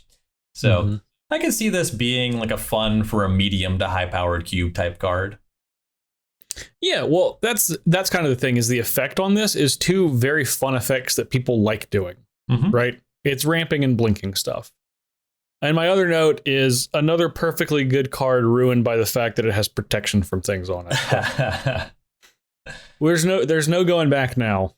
We Yep. still got two more of these coming. So yeah, but I like I really like this card. I really like the effect, and exactly what you said. I feel less bad about this one because green and white have the easiest time of all of the colors to handle the artifacts and the swords in general. So And specifically, protection from green is often the protection that I most like for navigating combat. Just getting blocked out of using equipment is kind of miserable, but sort of body and mind is also incredibly miserable. So just having a cool effect on a protection from green sword is nice to have around. Yeah, I like this because this is like it's very value oriented, where sort of body and mind is like, let's get this game over as fast as you possibly can. Another note here: the land comes into play untapped, which I didn't notice until a couple of reads later. Not a huge thing, but another bonus point in its favor. Yeah, it counts. It's something. Yeah. So I really like this card. It's I like this more. I like the effect more than I like most swords for cube in general. And that's how I like to evaluate these. And the protection colors is kind of secondary, but it's something you still have to pay attention to. Yep. Okay, so next up we have one of my personal favorite cards in the set, and this is Academy Manufactor. Not manufacturer, manufactor. It is a artifact creature assembly worker for 3 generic mana. It is a 1/3 with the simple text: if you would create a clue, food, or treasure token, instead create one of each. So if you have a tireless thing, either tracker or provisioner, and you play a land, rather than creating whatever it creates, you're going to make one of each. If you have a Thraben Inspector, this is going to make one of each. Instead of a clue, it's going to make a food, a treasure, and a clue. As we have seen throughout our review of this, there are a lot of cards they've added in that are making these tokens. And there's going to be even more as we get to the gold section. But I really like this card, and I would want to go out of my way to make this card cool for my cube. It's not a classic card, and none of the rest of the cards are classic cards for us. More fall into the custom category, but I think this is a very high interest one on my list. Yeah, it works with 3 game objects that are all generated by a number of powerful cards. You kind of got to dip into some more obscure stuff to really make it work, but we are getting more of this stuff all the time. If it was just going to be slotted into a cube today, it probably would be around like Tireless Tracker and Tireless Provisioner, and that's another spot where how many 3 mana creatures are you putting into this deck? So maybe the infrastructure, the framework is not quite there, but this is for sure in my someday pile. Yeah, that's a good way to put that. Yeah, I want to make this work. I want there to be a thing that lets this work. So, all right. Next up, we have Altar of the Goyf, a 5 mana tribal artifact. It's a Lurgoyf. Are you looking at the art, Justin? I am looking at the art. Yeah, that's what a Lurgoyf looks like. Yeah, so I see it clearly. It looks like a Lurgoyf. Yep. When a creature you control attacks alone, it gets +X/+X until end of turn, where X is the number of card types among cards in all graveyards. So, little Tarmogoyf reference there. Grows something based on types. It's a tribal card, so you get a little bit of tribal. The card type that they introduced and kind of immediately regretted back in Lorwyn block. Yeah. Not a very exciting card. Fine to have around in a lower powered cube. Yeah. A note: if you animate this into a creature, it gains trample because it's Lurgoyf. Oh yeah, Lurgoyf creatures you control have trample. Look at that. Yeah. I think this is a if you've ever for whatever reason tried to make a cube or something work with like the if you control exactly one creature type deal, those are mostly bad, and this one is a much better version because it's colorless and it provides a pretty significant boost. This is a pretty narrow card, but I would not be surprised for this to make it into some peasant cubes. I wish it was a common, because I think if it could go into pauper cubes, it would be really awesome. But it's like split right in between like what I feel like is playable for those two formats, and it's got the wrong rarity symbol attached to it. But yeah, I agree with that assessment completely. Okay, moving on. Brainstone.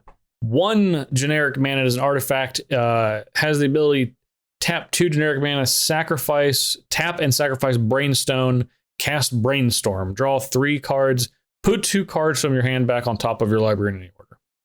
I don't think that Brainstorm is generally very good. I do not think that Brainstone is better than Brainstorm, even though it provides some other things like sacrificing a thing, being an artifact. Even still, I don't envision a cube where I'm interested in having this at all. Yeah, you pay more for the Brainstorm effect, so that's kind of counteracting the fact that it's an artifact. In some cubes where you're up to Clarion Academy, Urza Lord, High Artificer kind of things, I don't think it's certain which I would pick out of a pack between Brainstone and Brainstorm, but also generally I'm hoping there's a third card that I'd take over both of them. Yeah, it's like, is this the 14th pick? You know these don't come back around, Justin. Then you won't have to worry about it. Somebody else is taking it too highly. It's not my problem. Yeah, that's fair. Okay, well, what's a more interesting card? Dermo Taxi, a 2-mana vehicle, artifact vehicle, 0/0. It has imprint. As Dermo Taxi enters the battlefield, exile a creature card from a graveyard, and then you imprint it, so this card remembers that card's text box. And then it has crew, tap 2 untapped creatures you control. I guess it doesn't use the crew keyword, it just becomes a copy of the imprinted card and stays a vehicle if you tap 2 untapped creatures you control. So it's kind of a roundabout, funky reanimator thing, and I think this card is very cool. I like what it does flavorfully. The Dermo Taxi, that all rules. I think crewing with 2 creatures is the death knell for this card, and the 2 cards I'll reference will kind of illustrate the point that I want to make. Is Smuggler's Copter is an incredibly powerful cube card. It's just a home run in any cube that can play it, all the way up to Vintage Cube and all the aggressive decks. And then a comparably powerful card for Constructed, because there were some specific things going on, was Heart of Kiran in that standard format. And Crew 3 is just a little bit too much to bear in a cube deck. It's too often that takes at least 2 creatures to crew, and that ultimately makes it a lot less playable. The looting is a big deal for the Smuggler's Copter, but the 4/4, if that crewed 1, you would certainly get up to that. So crewing with 2 creatures is just kind of tough. Yeah, so ultimately what you have to do to make this card worthwhile is you have to have a large creature that either has an attack ability or is otherwise scary in combat. That has to find its way to your graveyard, and then you have to have the Dermotaxi, and then you have to have 2 creatures that are combined worse than that creature. Because you can't really cast this if you're getting a mediocre creature, because this is cube. Unless you're just making a bunch of tokens, the creatures you're going to be tapping to using the Dermotaxi might not be as bad as you would want to trade 2 of them in for one of those creatures. This is like a reverse victimize. Mm-hmm. Victimize, you sacrifice 1 creature to get 2 creatures back out of your graveyard. So now you're sacrificing 2 creatures in play to get 1 creature back out of your graveyard. And a lot of things just have to line up. Now, the flavor on this card is maybe the best in the entire set. It's exceptional from that regard, but I really want this card to be good, but I think like in practice, it's like too many hoops to jump through. And that's just to jump through. That's just to activate this at all. That's not even to make it good. Mm-hmm. I imagine maybe if you are like a lower powered cube that does some reanimator for fun rather than reanimator to just, I don't know, put Gristlebrand into play. So this is more interesting, but Like, if you have a Even soft still. spot in your heart for Reanimator, but understand the games, the play patterns are pretty impressive, this is some hoops you can make somebody jump through to give them a little taste. So I can respect that approach. Yeah, and that's really all that I got for this card. I'm sure people will try it just because it's the fun factor on like looking at this card is pretty cool. But other than that, I think it's just going to play worse, and that makes me sad. Yeah.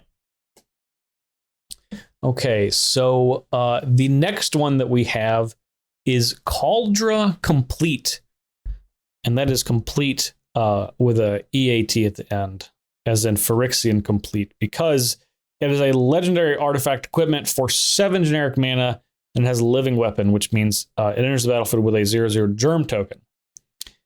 It has equipped of 7, but the text, and the reason you're playing this card is because this is the assembled helm, sword, and shield of Cauldra.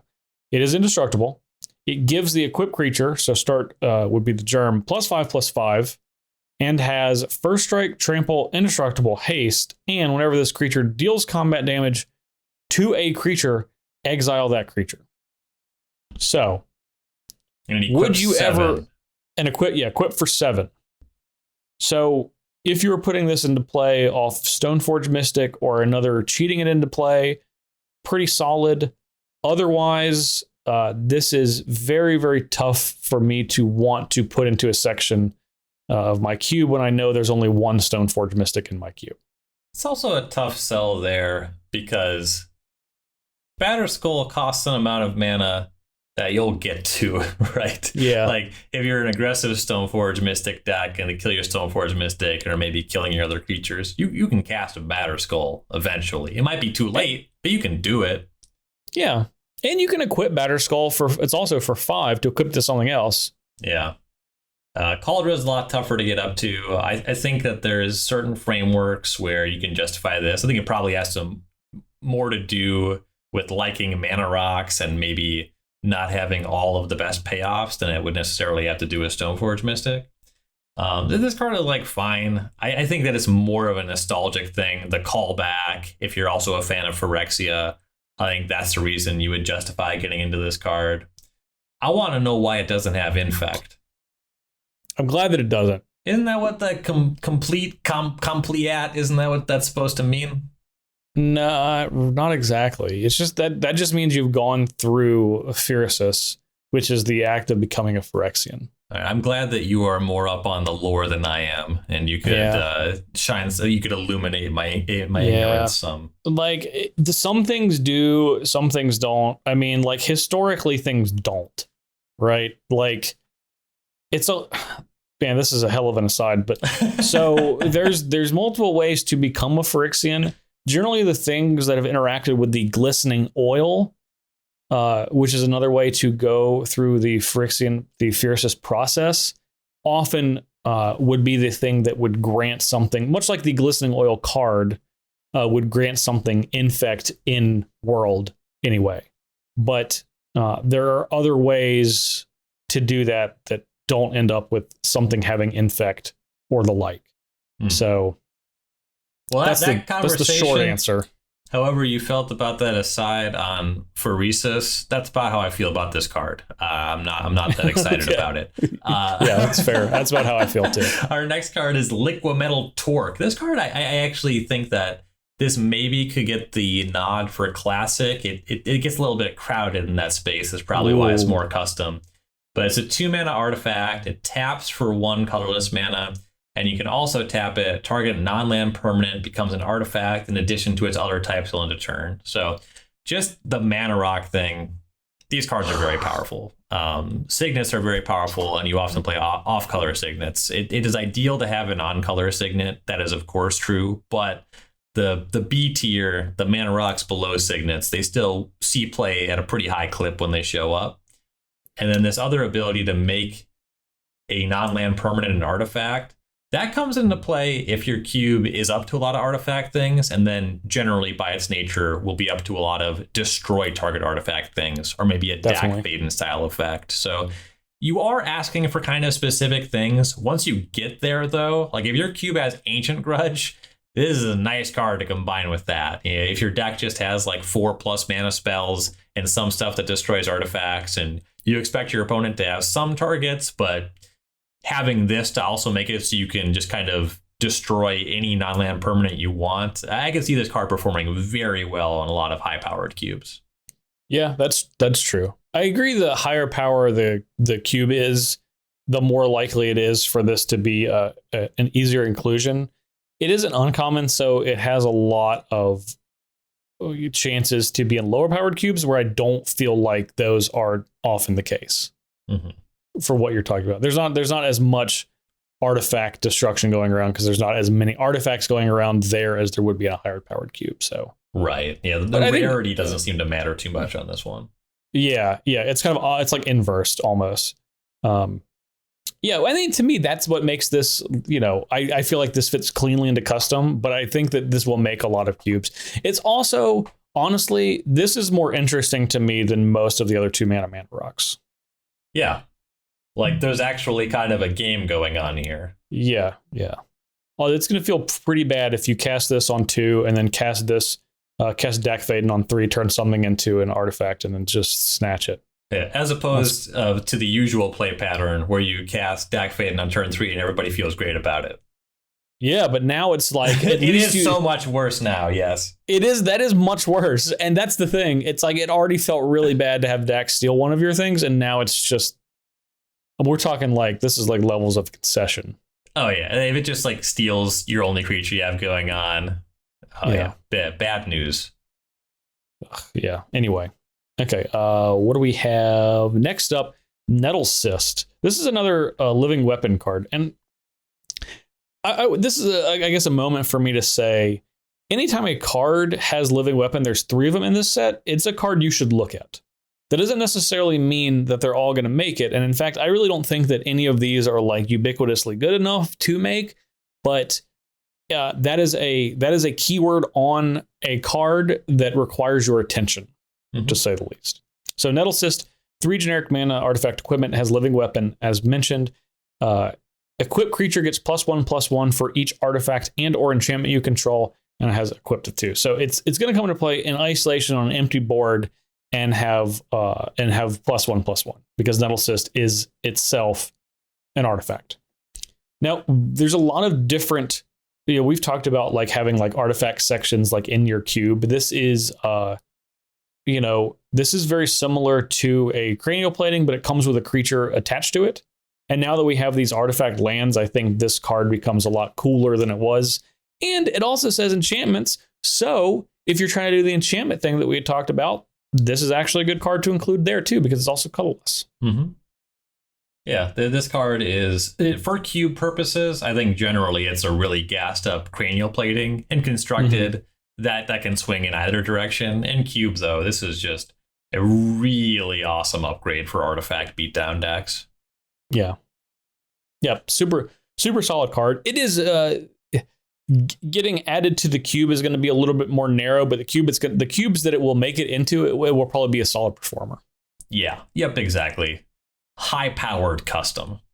Yes. Yeah. Good way to say that. And on to the other side of the custom, the more low-powered custom, we have Ornithopter of Paradise, a 2-mana 0/2 artifact creature Thopter with flying.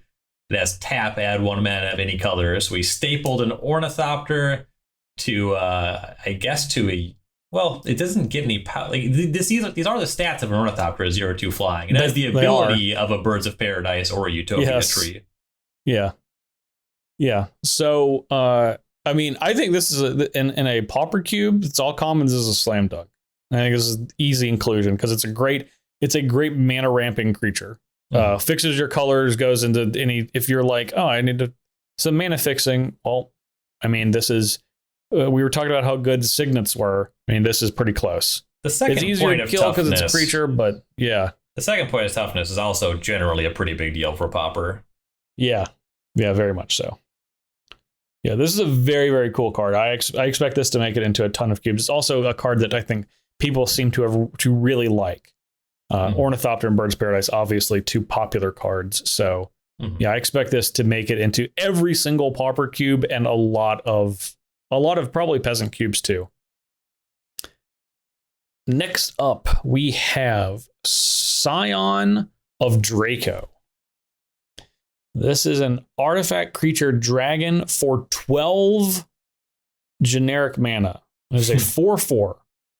But if you are familiar with Draco, you know that this creature will have domain. So it costs 2 generic less to cast for each basic land type among lands you control. So if you have a plains, this costs 2 less. If you have a plains and a swamp, this costs 4 less. If you have an Oketria, not Oketria, one of the Triome names. Just Ketria is the Ketria? name of the Triome, not Oketria. That's the Irish version. If you have a Ketria Triome, then this is going to cost 6 less from just the Ketria Triome. So it's a 4/4, like I said, with flying. Each creature you control has vigilance if it's white, hexproof if it's blue, because everyone loves hexproof, lifelink if it's black, first strike if it's red, and trample if it's green. I don't know how much you're going to be controlling this creature and a lot of other creatures and keeping stock of it. That ability will come up. I imagine the big thing you're looking for, you'll put this in a cube if you have fetches, shocks, duels, triomes, and you're trying to really enable people to control triome, opposite color shock land, cast this for 2 on turn 2. Like that's the exciting thing that this card does. Yeah. And that's pretty cool. That's a pretty cool thing to be able to do. Mm-hmm. And I imagine that extra little ability is going to come up because you're going to have I doubt this will be the only creature that you play before the game ends. But, if you are someone like me that likes a lot of lands and lands that have a lot of land types, then this could be an interesting inclusion that's not, surprisingly, not too powerful. I don't think this is too powerful. Yeah, I think this card is more cool than good, but also still pretty good. Mm-hmm. Yeah, I 100% agree with that. Yeah, so that one will show up in that pretty specific, very good mana cube. This one is a card of a fairly different nature. We have Zabaz, the Glimmer Wasp. 1 mana, 0/0 legendary artifact creature insect. It has modular 1, so it'll be showing up as a 1/1 to start. Has a couple different lines of text here. First, if a modular triggered ability would put 1 or more +1/+1 counters on a creature you control, that many +1 +1/+1 counters are put on it instead. Really specific modular thing, but we've seen a handful of other modular cards in this set alone. And then for 1 red mana, destroy target artifact you control, probably aim there to destroy other cards with modular. And then for 1 white mana, Zabaz gains flying until end of turn. So this card is just Arcbound Worker with a lot of extra text. If you were already into Arcbound Worker, this is a big upgrade, and this is going to be some combination of artifact heavy cube, or this is another one that I wouldn't be the least bit surprised to see in the updated version of the proliferated cube if we ever see that back on Magic Online. Yeah, this card is actually kind of ridiculously powerful in context of all of the other Arcbound and modular creatures that we've talked about through Modern Horizons 2.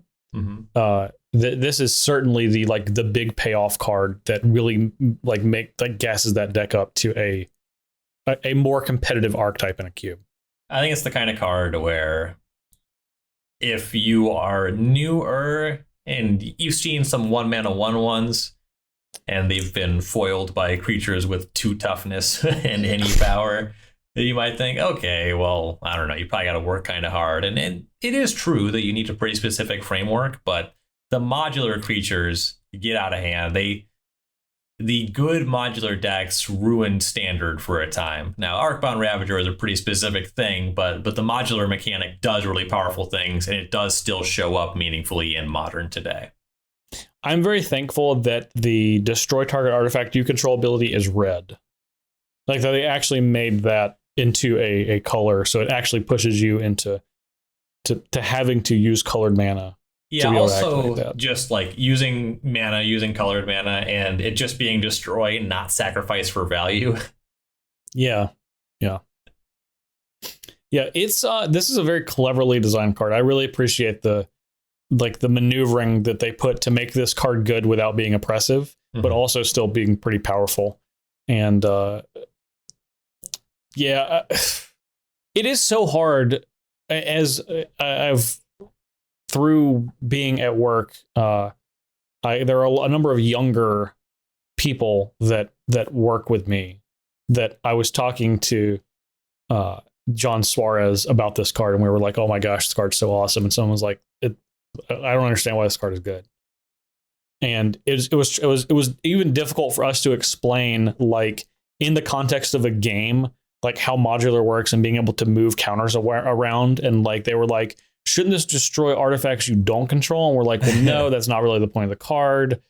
And it was very difficult. It was very difficult without having like the context of a game to show them, to be able to explain why this was really powerful. Kind of the way that you can get to it without having all the experiences. Just you know how when your opponent attacks you with all their creatures and you have a good idea or a concrete idea of how much damage you'll take no matter how you block? That's not true against modular decks. Just completely changes the texture of combat. Yeah, it's a cool card. I would, this is the card that would entice me to try to make these other Arcbound things in red and white work. Yeah, I'm a big fan. So for the last one, this is, you will know it if you want it when you see it. Sojourner's Companion. This is a 4/4 for affinity for artifacts for 7. It also has artifact land cycling. So they've finally done it. They have made a strictly better Mirror Enforcer. Although this is a salamander rather than a construct. But I would also say that is an upgrade. Well, it doesn't. Mirror Enforcer is a mirror, I believe. Okay, fair enough. It's not a mirror construct. It could be a construct, but I think that it's certainly a mirror. Yeah. So salamander tends to have less support than either of those. Yes. However, did you notice that look at its face though? I love looking at this card, actually. Yeah, exactly. That's why it's just an upgrade. This is going to make you. This card is going to bring you significantly more happiness when you have it in your hand than Mirror Enforcer. Mm-hmm. And I think that because of that, it's an upgrade. For anyway, sure. You know when you want this. If you have Mirror Enforcer, or if you're just trying to do the affinity thing, then here you go. Here's another one. Mm-hmm. Okay, Ryan. Any other colorless cards to talk about Modern Horizons 2?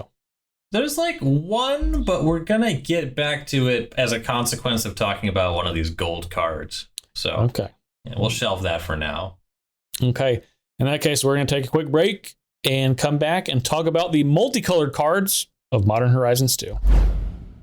Hello there from Dominario's Judgment, a weekly podcast for Star City Games with me, Dom Harvey. And me, Ari Lex. Where we bring you the latest, greatest, and downright weirdest things Modern has to offer. Want to know what to expect for next weekend's events? We've got you covered. Do you want deep breakdowns of the hot topics and decks in Modern? We've got you covered. Just want to make sure you don't miss the latest nonsense before your opponents teach you a lesson about it in the queues? Oh yeah, we have definitely got you covered. And when Modern Horizons 2 blows the ceiling off this format, as it surely will, we'll be here with you to pick up the pieces. Find us every week on YouTube, Spotify, or wherever else you get your podcasts. Or if you want to head over to StarCityGames.com, we'll be right there alongside all the great content from all your other favorite content producers. All right, there are a large number of gold cards in Modern Horizons 2, and as they were in Modern Horizons 1, it is I would say for the vast majority of them, they're going to fit somewhere into a cube. We're going to talk about almost all of them. There's only a small handful that we're really not touching on. Mm-hmm. And I even tried to be a little pickier, and I don't think it made much of a difference because there's so many sweet cards. Yep. A lot of heat. So let's start with these classic cards. First up, I didn't really double check the pronunciations. I'm going to go with Giadrone Dihada. This is a legendary Planeswalker Dihada. Starts with 4 loyalty, costs 1, blue, black, red. Has a static ability, protection from permanents with corruption counters on them. 3 loyalty abilities. The first, +1. Each opponent loses 2 life and you gain 2 life. Put a corruption counter on up to 1 other target creature or planeswalker. -3, gain control of target creature or planeswalker until end of turn. Untap it and put a corruption counter on it. It gains haste until end of turn. -7, gain control of each permanent with a corruption counter on it. So right off the bat, this card is going to attack your opponent's life total, gain you some life points. It has this threaten ability stapled on that can also target planeswalkers. So you can sometimes get that zealous conscript thing where you steal your opponent's planeswalker ultimate. You could threaten some creature, use its ability for value, or get an attack in, and then that also protects this planeswalker from being damaged by that creature by virtue of the corruption counter. And you're building up to this -7 that should be a big swing in terms of you stealing your opponent's resources. And every time that you activate the +1 or the -3, it gets harder for your opponent to attack this planeswalker down. I really like this design quite a lot. This card is very powerful. It kind of invites this sub game where it makes it harder to beat you because you're gaining life, but also says, okay, you're either attacking this thing or it's threatening this big swingy effect, or you can try to kill me. And these effects sometimes can have a big material impact on the battlefield. Mostly it's posing this question, okay, are you attacking me or are you attacking Dahada? And I really like what this card does. I do too. And honestly, this to me is like the quintessential cube card for this set. And that is saying something because there's a lot of really great cube cards in this set, but this is the card that I feel like is going to have trouble like finding a spot elsewhere in the context of Magic, but is clearly very powerful. And it's like squarely what makes a Planeswalker cool in cube and provides actually interesting gameplay without being oppressive. Mm-hmm. And I think that's a very fine line to walk. It's 3 colors, which is tough. But this is like, to me, this is the juice is worth the squeeze. And it's very, it makes me slightly sad because I'm a big Nicol Bolas fan. This is clearly the best Grixis card after Nicol Bolas has had like 5 cards that are like on some level of cube playability, but this is just better than all of them. Yeah, I would say that I could see going for the Ravager, the Transform one. That card has some different merits to it, but the comparison I was going to draw directly was to Nicol Bolas Dragon God, which inexplicably has shown up in multiple Magic Online cubes. It's uncastable and not worth trying. This card is actually a lot more castable and a lot more worth trying. I love Nicol Bolas Dragon God as a card in Magic, but in cube, we always talk about pips. That literally has the most pips Too of many any card. pips. 5 pips. That's 4 more than we like to have. Mm-hmm. Dahada has 4, but there's not a time in the game you can cast this where it's like too late, because generally it's going to come down and make a pretty good impact, pad your life total, and it's going to prevent your opponent from being able to interact with it in a positive way, not in an oppressive way pretty quickly, because they can still attack you. Right. So yeah, I think this is just like, this is a wonderfully designed cube card. It's not too powerful. This is one of the 2 cards we have in Classic. I'm absolutely going to put this in any cube that I have, just because I think that this is like I said, quintessential cube card for this set. Maybe it won't make it into some of the more powerful ones, but if you're telling me that Nicol Bolas Dragon God is in the Vintage cube, then surely that this card can make it in. This card makes me wish that I still had the Grixis cube at 360 cards, because they would for sure go into that environment. Yeah, this is like the slam dunk for that card. For that, this is like you're like, oh man, I get to play the Dahada in that cube. Yeah, this is the one that makes me think, okay, maybe it's time. Yeah, maybe I'll put it back together. All right, what is our second and final classic card for Multicolored for this set? Lannis, Cryptozoologist. Green blue for a 1/2 legendary snake elf scout. Whenever another non-token creature enters the battlefield under your control, investigate, you make a clue token. Tap it, sacrifice X clues. Target opponent reveals the top X cards of their library. You may put a non-land permanent card with mana value X or less from among them onto the battlefield under your control. That player puts the rest on the bottom of the library in a random order. I think that if you get really hung up reading that second ability, you might think this card is worse than it is, because the reason to play it, and there's enough reason to play it, just in it being cheap and allowing you to investigate every time a non-token enters the battlefield under your control. Yeah, we love Thraben Inspector at the 540, and this just turns all of your creatures into Thraben Inspector, so it's a pretty easy sell on its own. Yeah, just getting those clues, giving you card advantage at a cost means that this is a thing that will generate real value, won't be overwhelming in a lower powered cube. And then if you are going into a higher powered cube where artifacts can matter, if you're combining this with Urza Lord High Artificer, like that's the big one. That card gets mentioned a lot in the classically powerful cubes, but all those artifacts and you're suddenly tapping them for blue, you can really do a lot of busted stuff with that combination of cards. Yeah. At this point, I've had the chance to play this card in Commander, where it was awesome, and in regular Modern Horizons 2 Limited, where it was also awesome. So I'm solidly sold on this card. It's also, I don't feel bad about saying this. I think this might be the most interesting blue-green card that Wizards has printed in a long time. Because all the rest of the blue-green cards have just been the same dumpy, like, oh, you have 1 million mana, congratulations, your Hydroid Crisis. Or obviously Oko, which we've talked about 100 times.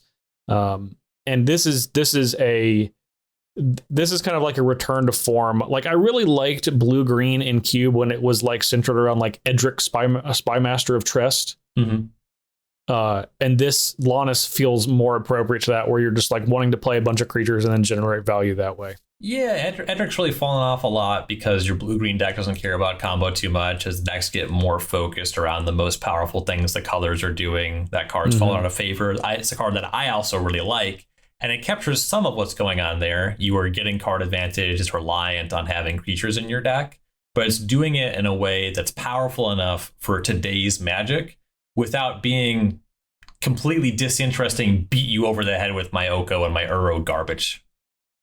Yeah. I love Lannis. I'm all in for this card. Yeah, huge fan. Yeah, huge fan as well. Okay, so now into the custom category for all the rest. The first is Arcbound Shikari. This is an artifact creature cat soldier for a 1 generic mana, a red and a white. It is a 0/0, but it has modular 2. Remember, we were just talking about modular moments ago. Has first strike, and when it enters the battlefield, put a +1/+1 counter on each other artifact creature you control. This one is quite simple. Are you doing the modular thing? If so, this is a massive payoff card. If you're not doing the modular thing, this is not a card that will be in your cube. Pretty cut and dry. Yeah, and it can just be artifact beatdown because the +1/+1 counters don't check for modular, just artifact creature. So yeah, little less specific than that, but all the same, awesome card for a very specific context.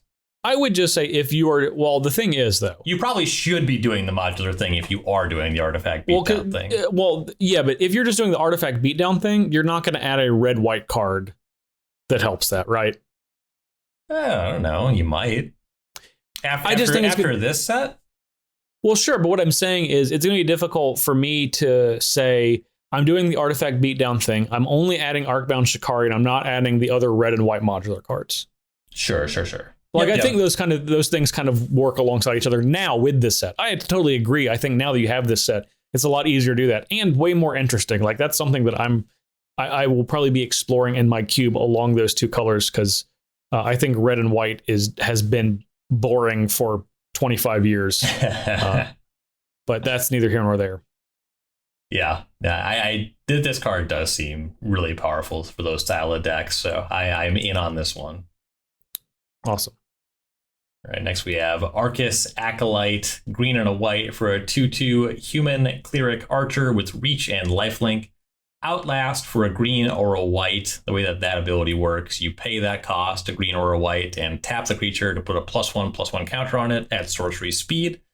And then it says each other creature you control without a +1/+1 counter on it has Outlast, green or white. So it gives you the ability to get the first counter on those creatures. So this is there's a lot going on in this card. It has reach and lifelink for a 2/2, and it has Outlast on its own, which is, I think, generally a pretty underwhelming keyword. But giving everything else Outlast is nice. And if you are focusing on the +1/+1 counter theme, it's generally going to be in green and white. And I think within the context of that, in a lower powered cube, this card is probably still good enough because you just need a thing that allows your creatures to get +1/+1 counters, and this does that. Yeah, and it just 2 mana 2/2 with reach and lifelink. That the rest of the card does quite a lot. Yeah. I think you have to do all of them though, because if you don't care about the +1/+1 counter, then maybe you are. I don't know. I hate green and white and cube, but they're really trying. I think supported. Yeah, more. Yeah, exactly. Going towards the +1/+1 counter theme, I think, is a positive. This is not my favorite green white +1/+1 counter card in the cube in this set for cube though. Mm-hmm. I think there's a better one. We got more on the way. Yeah. So I'm kind of assuming you want me to do the next card. I would like you to do the next card, please. Right. Yes. Next up, we have Azmoran, a Martica Dice, and a Kulikar. This card has no casting cost for some reason. And it is red and black. It's a 3/3 human wizard. As long as you've discarded a card this turn, you may pay red or black to cast this spell. So if you have discarded a card, it now costs a red or black hybrid mana. When Azmoran, a Martica Dice, and a Kulikar enters the battlefield, you may search your library for a card named the Underworld Cookbook. Reveal it, put it in your hand, then shuffle. Sacrifice 2 foods. Target creature deals 6 damage to itself. So this is where that artifact I teased earlier comes in. The Underworld Cookbook is a 1 mana artifact. You can tap it to discard a card, and you create a food token. So there's your food for your Azmoran, a Martica Dice, and a Kulikar. And you can pay 4, tap, and sack the Underworld Cookbook. Return target creature card from your graveyard to your hand. I think generally these cards will show up in a cube together. It just makes sense to try to combine it, and you can't really play Azmoran, a Martica Dice, and a Kulikar if you're not really facilitating that discard outlet thing anyway, which means you probably kind of want the Underworld Cookbook, and then access to the foods makes the Azmoran, a Martica Dice, and a Kulikar better as well. So they're generally going to show up together, generally for kind of a discardy theme. Maybe you're touching into foods too, but fairly specific thing going on here. We get it. You can say the word. We get it.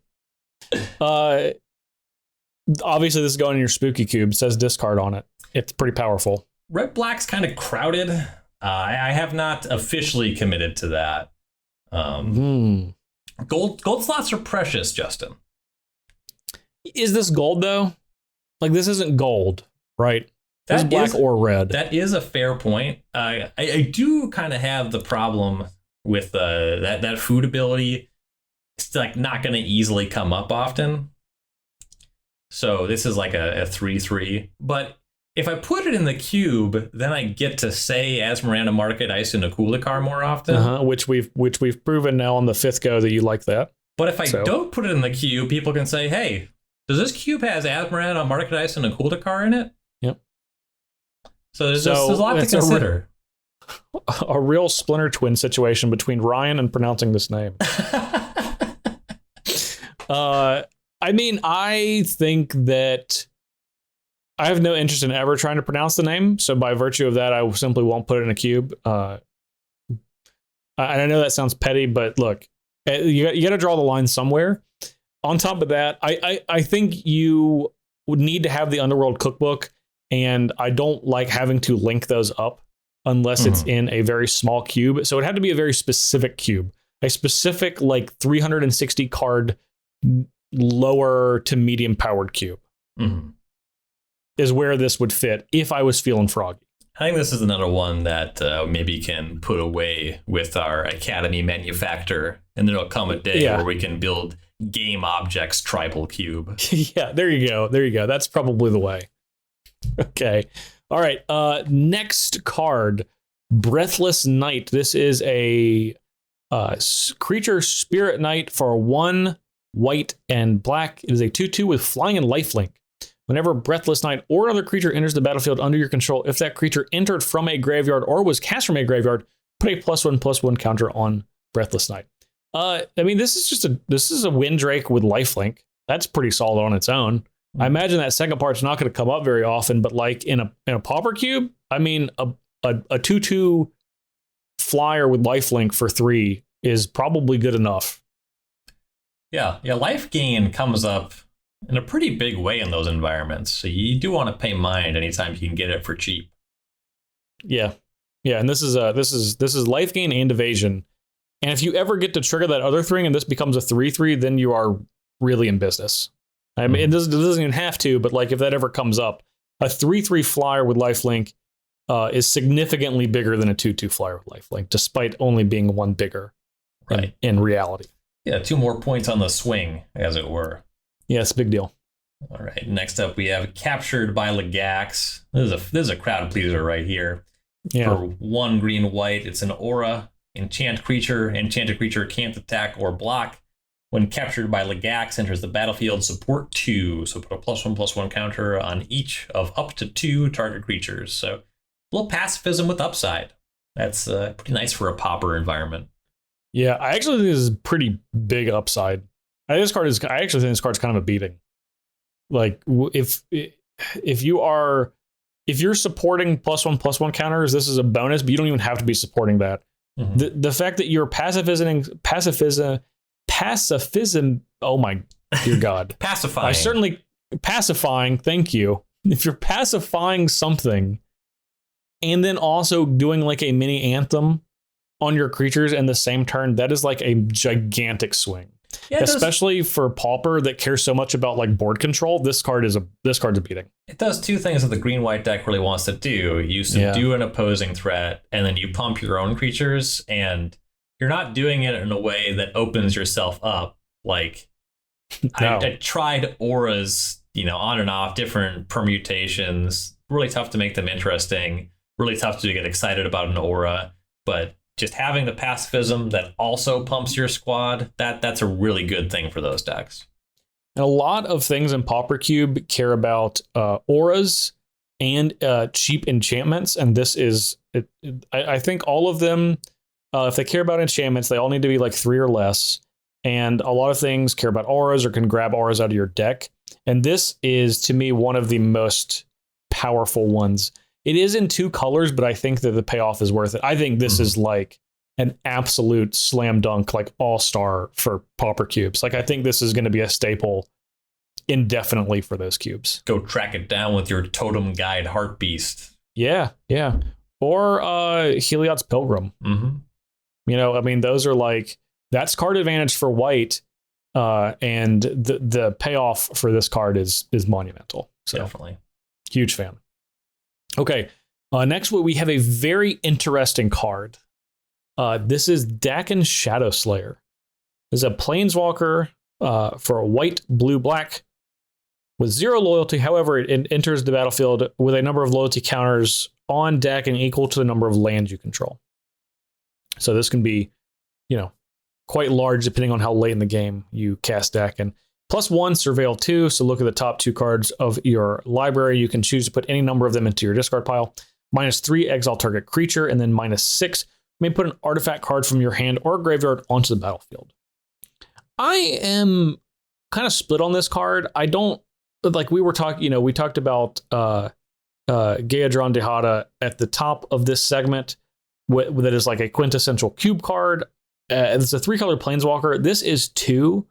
I think it is like a lot less interesting than Dihada, and I don't think that it's bad, but I think that it's kind of boring.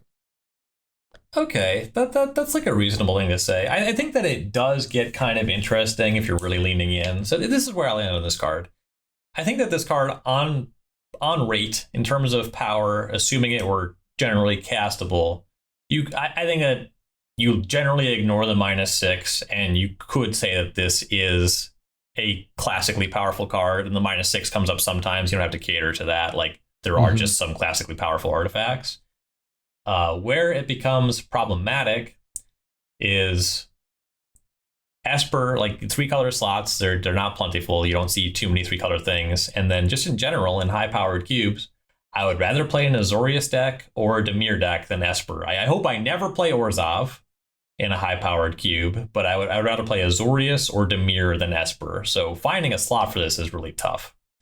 Yeah. I do think if you were to build an Esper cube, maybe you're interested in Esper Tubert. Like this is a card that I am excited about this concept. Like the loyalty counter is equal to the lands you control. I like that design a lot.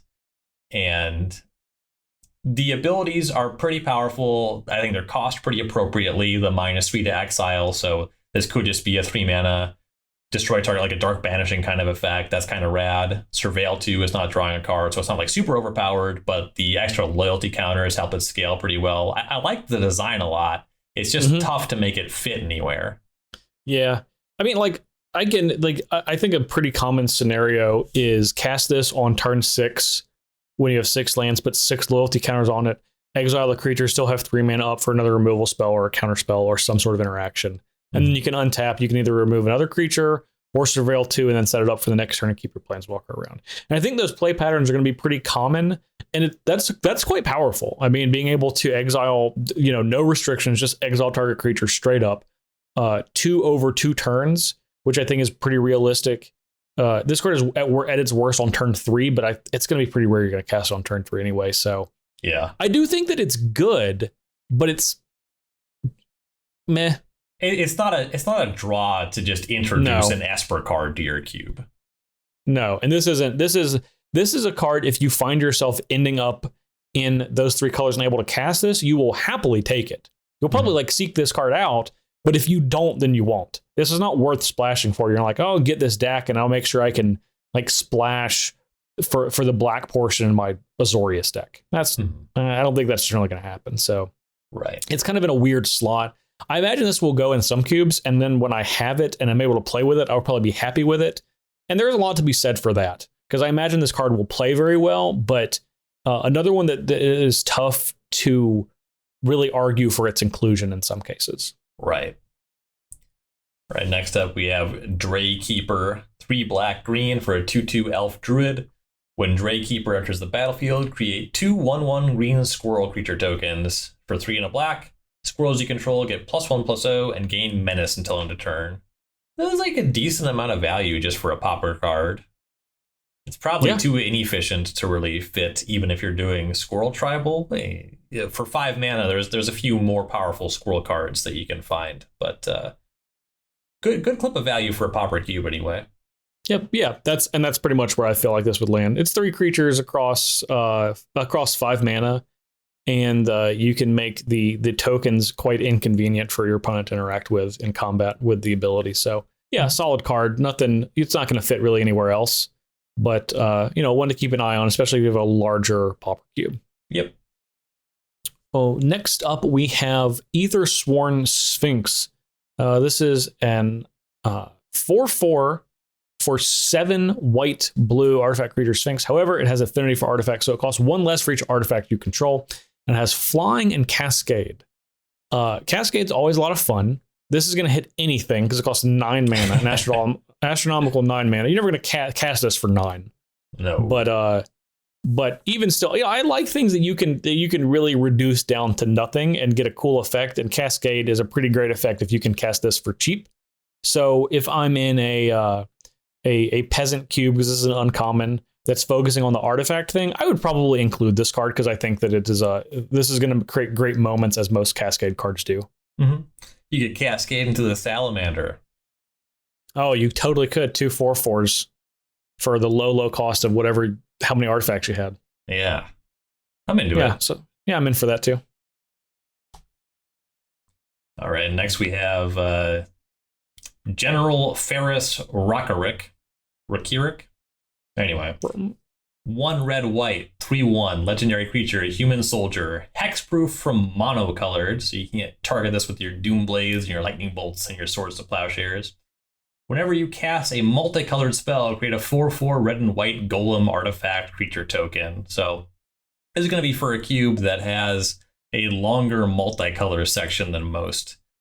I was saying when you were asking me about gold cards earlier, or cards I perceive to take a gold slot. Gold slots are precious in my cubes, but there are cubes out there that are just a lot heavier and that sort of thing, and that's where a card like this gets really intriguing. And you don't have to trigger this more than once or twice to be pretty happy with what you got. 4/4 tokens, like we were talking about earlier, that's massive. Mm-hmm. Yeah, and I think that's kind of where this would land is, it's going to be in a larger cube. But you don't have to like build your whole deck around this. Like, this isn't Hero of Precinct 1 as much as I love that card. That you need to be able to trigger that multiple times. If you could trigger this once, you've gotten your drafting and your mana's worth in your deck. If you cast this more than once, it's going to be a large problem for your opponent. Right. So that's a pretty good spot to be. Another combo with Manamorphose. As is everything. When is it not? Next one, we have Graceful Restoration. This is 3 white black. It's a sorcery. Choose 1. Turn target creature from your graveyard to the battlefield with additional +1/+1 counter on it, or return up to 2 target creatures with power 2 or less from your graveyard to the battlefield. So it's a zombify. It is a Miraculous Recovery, or it is a Revelar. Ironically, 2 white cards, but you do have to use black mana to cast this. So this is an uncommon, and I feel like it is kind of like barely on the power level of being an uncommon. If this was a common, I think that this would. I understand why this is an uncommon in the context of designing Magic, but I wish from a power level perspective I could put this in a Pauper Cube, because I think it would be really great there and still not oppressive. Right. Just a solid value card, but it's kind of teetering on the edge of playability for a Peasant Cube, and I can't really see it in any other cube beyond that. Yeah, I agree. All right, next up. So this is a card this slipped my mind. I actually think that this card belongs in the classic distinction, but we'll go over the card and then get into that. You have Grist the Hunger Tide, 1 black-green. A legendary Planeswalker Grist enters with 3 loyalty. Has a static ability. This one's wonky. As long as Grist the Hunger Tide isn't on the battlefield, it's a 1/1 insect creature in addition to its other types. 3 loyalty abilities from there. +1. Create a 1/1 black and green insect creature token, then mill a card. If an insect card was milled this way, put a loyalty counter on Grist, then repeat this process. That's not going to come up too often. -2, you may sacrifice a creature. When you do, destroy target creature or planeswalker. -5, each opponent loses life equal to the number of creature cards in your graveyard. So the comparison that I'm going to make, there's some differences here, but this card is texturally really similar to what is that? Daretti. Daretti, yes, the Ingenious Iconoclast. Yep. That makes 1/1s that have Defender, and then you can sacrifice artifacts to destroy creatures or artifacts, and this one can destroy creatures or planeswalkers. So I think that access to destroying planeswalkers is really meaningful. I think that making 1/1s that actually can attack and then doing some self-mill that can actually potentially build up to a -5 that deals a ton of damage. I think this card is actually really powerful just in the average game of Magic. It gets more powerful if you're really supporting it, if you're interested in a self-mill kind of thing, if you have a lot of stuff that cares about cards in graveyard or stuff that pops out of the graveyard, it gets more powerful. But just the +1 and the -2 going back and forth and playing an attrition game with those, I do think this card offers you a lot for 3 mana. Yeah. I don't know if I would put this in. Oh, maybe. It's a more interesting black-green card. Most of them are like kill a thing. Yeah. In a different way. So from that perspective, then perhaps the +1, you make a token, and minus. Yeah, I do think that killing a planeswalker is better than killing an artifact. I will admit that. Maybe this is just more powerful than the Assassin's Trophies and the Abrupt Decays and anything you would have in that section. I think it is cool when you can like Green Sun Zenith this, or you can like unearth it. I think that's really great. Mm-hmm. I think in Cube, where the -5 is largely irrelevant, and you're kind of doing the plus-minus dance on the +1, -2. I mean, I think it's fine, but I guess I'm not as encouraged for this card for Cube. Not to say that it's bad. I still like it. I probably still put this in my Cube, but I don't think this is like, to me, this doesn't seem like a slam dunk like the other cards we talked about in the classic section. I think that if you give this one a chance, you might come around on it. And I'm going to just plant something in your brain to think about for the future. But I'm also imagining this one in a recurring nightmare deck. Yeah, no, that's pretty great. That's pretty slick right there. Yeah, no, I mean, I agree that the utility of being a creature elsewhere is, I mean, basically infinite upside. Like they're not gonna stop printing things that search creatures out of your deck or recur creatures from your graveyard to the battlefield. And this is a rare planeswalker that's gonna be able to take advantage of those. So yeah. And even with a lot of the watered down planeswalkers, the ones that can never really gain loyalty or like only have 2 abilities, 3 mana planeswalkers have historically overperformed. well, yeah, it's pretty sweet. Look, you can Vesper Lark this back into play, and that's on that note, you know, that's pretty dope right there. Yeah, not even a Revelark, just straight up Vesper Lark. That's nice. Yeah. Yeah. Like I said, I'm almost certainly going to put this into my cube just because it is infinitely more interesting than most of the other green and black options, which I think in cubes historically are kind of a snooze fest. They're all just the same cards. Mm-hmm. Like literally, like some of the best, I feel like the best cards are like Abrupt Decay, Assassin's Trophy, Vraska, whatever Vraska, which just kills other things, Casualties of War, which has 1 million pips on it. So yeah, I mean, Grist is more interesting than those. So within the context of what you have playing against it, I will agree that this is classic, certainly in comparison. All right, that's all I need. There you go. Next up, Lazatep Chancellor. This is a creature zombie wizard for a blue and a black. This is a 1/3 with the ability, whenever you discard a card, you may pay 1 if you do amass 2. Amass 2 is pretty solid by just paying 1. I actually think that if I was having a lower powered cube, that this is actually a really great build around card. Mm-hmm. Yeah, Amass 2 is really interesting. Amass as a mechanic is often kind of deflating for me, because if it's just Amass 1, the second token is worth so much more than the second power and toughness in the average game. Oh, yeah. Well, it's the difference between Bitter Blossom and Dreadhorde Invasion. Right. You know? Yeah. We've seen that one play out. But Amass 2, a 2/2, like, first of all, that token is just significantly better, the first one you get. And then a 4/4 is like a really real body in a peasant cube. Maybe you lose interest at 6/6, but also the 4/4 is probably demanding some interaction. Like you're hopefully able to attack with this token. And then it's either eating things, or if they kill it, then you get another 2/2, and that's a really good price for that. So yeah, this card definitely has legs. Yeah, and the difference between amassing 1 and amassing 2 is just massive. Like you said, just getting to a 4/4, like that is a meaningful size for just about any cube. It doesn't matter. And the fact that, you know, if you are working with any sort of incidental discard, and in blue and black that is quite easy to do, maybe you could kind of angle that into being red as well. This is like I said, really great payoff card, and I could even see this not in like more powerful cubes, but or not higher rarity cubes, but even cubes with rares that are just more of a medium power level. I think this could still make it in and make an impact. Yeah, for sure. Right, next we have Master of Death, 1 blue black, 3/1 zombie wizard. Good types on this one. When Master of Death enters the battlefield, surveil 2.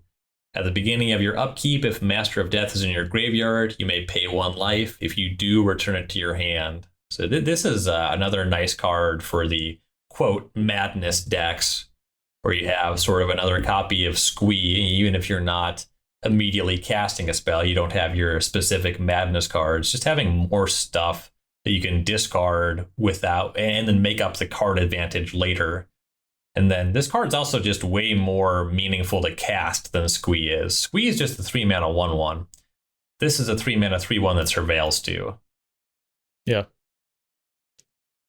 Pretty specific. You have to be probably rummaging a lot or that kind of thing. And The 3-mana 3/1 is not exciting in most environments, but I think that specifically if you are planning to do a lot of looting or putting creatures into your graveyard incidentally, being able to pick this one up for 1 life is pretty nice. Yeah, it is. It is. And it does come back.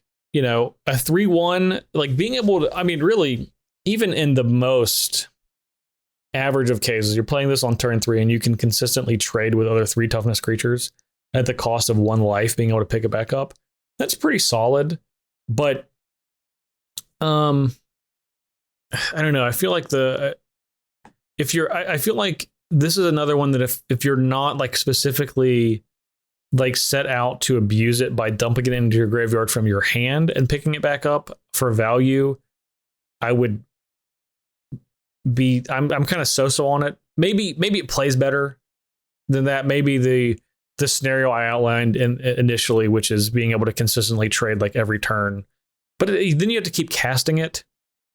And I guess I'm just concerned of like the downside of you have now played a 3/1 for 3 that surveilled 2, and this is kind of all of the utility that you're getting. I feel like is a pretty bad downside of where that's a card you wouldn't have in your cube in general. So yeah, I'm cooler on it.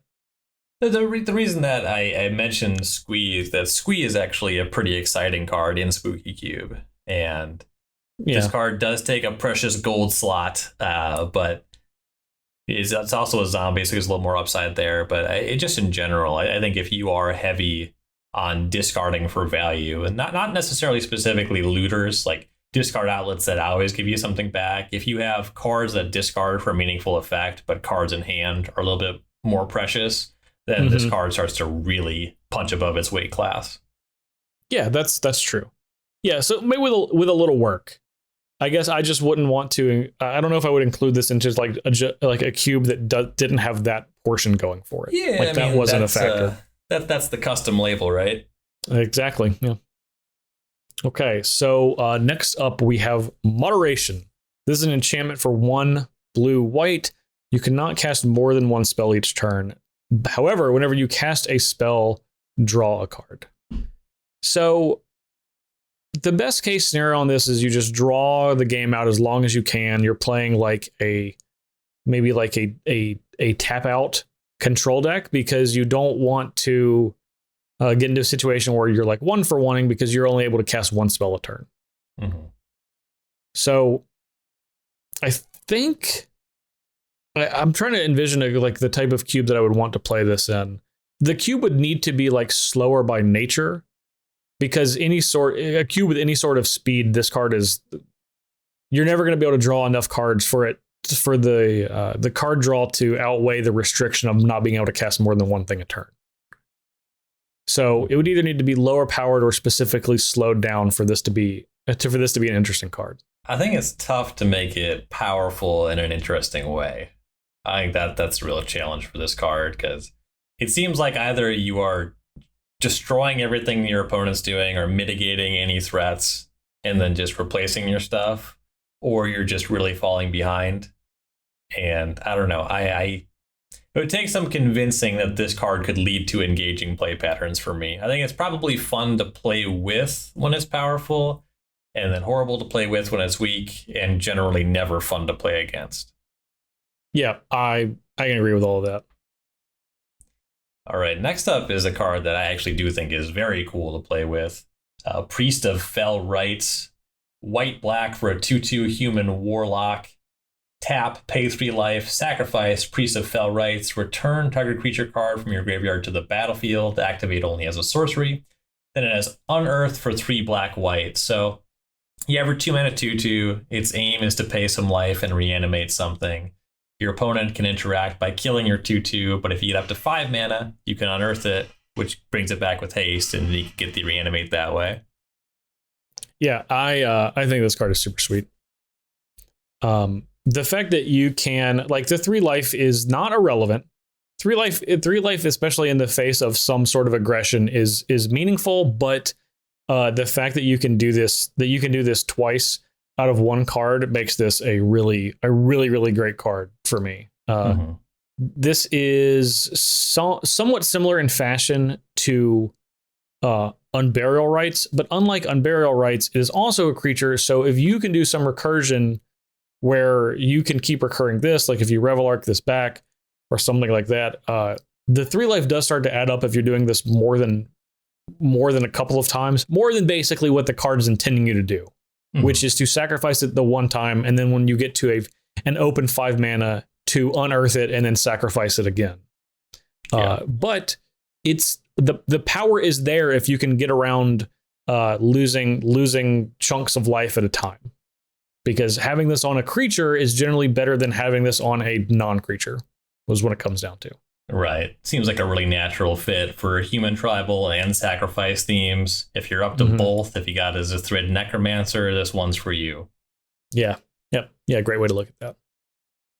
So next up, next up we have Prophetic Titan. I love this card. 4 blue-red is a giant wizard and is a 4/4 with the ability Delirium, which means, well, Delirium actually is a meaningless word text. It tells you what it does in the text of the card. So when Prophetic Titan enters the battlefield, choose 1. If there are 4 or more card types among cards in your graveyard, choose both instead. Prophetic Titan deals 4 damage to any target, or look at the top 4 cards of your library, put one of them into your hand, and the rest on your bottom library in a random order. So that is essentially the 2 sides of Prophetic Bolt. And this is a staple to a 4/4 for a single additional mana. I am all about this card in a Peasant Cube. This is a more fun Dinrova horror. Where that card is specifically not fun. This is a 4/4 that can kill a thing, or if there's nothing to kill, you can impulse, and if you have Delirium, then it's just gravy. Yeah, I guess it doesn't even super matter how easy Delirium is to come by. If it's possible, does not matter at all. Yeah, if it's possible, you'll often have it by turn 6, but you get half of the ability anyway, and the card's pretty good if you're doing one of those things. Yeah. If you can just straight up cast a Prophetic Bolt and get a 4/4 for 6 mana, this card is way above rate. If you're just doing 1, you're doing just fine. I think it is a appropriate power level even with just 1 side. Yeah, makes sense. Right, next we have Rakdos Headliner, black-red, 3/3 Devil with haste and echo, discard a card. So pretty nice beatdown creature. And then if you can convert discarding a card into something of value, then it gets really nice. And I think this is the kind of card that would really shine in the Peasant Cube that has a little bit of madness going on. Like the discarding Fiery Temper to this card really does it for me. Yeah. I don't think this card actually takes a whole lot to be pretty good. A 3/3 for 2 with haste is like, I mean, that's pretty far above rate just for creatures in general. And discarding a card, again, if you are able to convert that into an upside, this card is actually pretty ridiculous. Yeah, it's awesome if you are consistently paying the echo and happy about it. Yeah. This is also another very high-powered custom card for me. Like, I can see this just fitting into a lot of classic type cubes in general. I do agree that you want to work a little bit to try to make that discard a card work for you rather than work against you. But even still, the baseline of what you're getting for this card is pretty exceptional. Yep. Okay. Well, here's another one. Another cool Izzet card. Storm God's Oracle. 1 blue-red is an enchantment creature, human shaman, a 1/3, and it has 2 abilities. The first is you can pay 1 generic mana. Storm God's Oracle gets +1/-1 until end of turn. And then whenever Storm God's Oracle dies, it deals 3 damage to any target. This is a card that I've had a chance to now play with in regular limited and was incredibly impressed by it. Being able to trade with a 3 toughness creature, have this die, and being able to kill another 3 toughness creature is a pretty big deal. And if you are being aggressive, being able to attack for 3 and have it essentially be unblockable because no one wants if they don't want to trade with something and have 2 creatures die. This, after playing with it, this is generally what pauper cubes are about, is getting 2-for-1s, and this is just a walking 2-for-1 that it basically anytime it dies, the worst you can possibly do is trade with a creature, a trade with a larger creature, or chump something and then lightning bolt your opponent's face. So it's still 2 pretty good deals. For pauper cube, I feel like this is a slam dunk, and I actually would not be surprised if this made it into peasant cubes too, because I think its power level is on par with some of the uncommons. Yeah, I think it's like you said, slam dunk for pauper. A little tougher bill for peasant, but I could see it, especially if you just have more gold slots. Yeah, and that's what it's going to come down to is how big is the cube. I think the power level is there if you have enough slots to do it. Mm-hmm. All right, I guess this one's kind of a no discussion card, but Sithis Harvest Hand, green-white, 1/2, legendary enchantment creature, Nymph. Whenever you cast an enchantment spell, you gain 1 life and draw a card. So you're probably going to want to play this with a lot of enchantments. Yes, good note. I cracked the code. Yeah. If you want to be reminded of our discussion of enchantments, go back to the green section about Sanctum Weaver. I think we covered it pretty well there. Yep, just all the same notes here. Yep. Territorial Kavu is the next one. Green-red, it's a creature Kavu. It's a star, and its power and toughness are equal to the number of basic land types among lands you control. Like we were talking about with Scion of Draco, where if you're really focused on having a bunch of those and a bunch of domainy stuff, then this is a very interesting card because it can get pretty big. You know, if you can make this a 5/5 on turn 3 by the time you attack with it, that's pretty notable because it also has an ability. Whenever Territorial Kavu attacks, you choose one, discard a card if you do draw a card, or exile up to 1 target card from a graveyard. I quite like this card.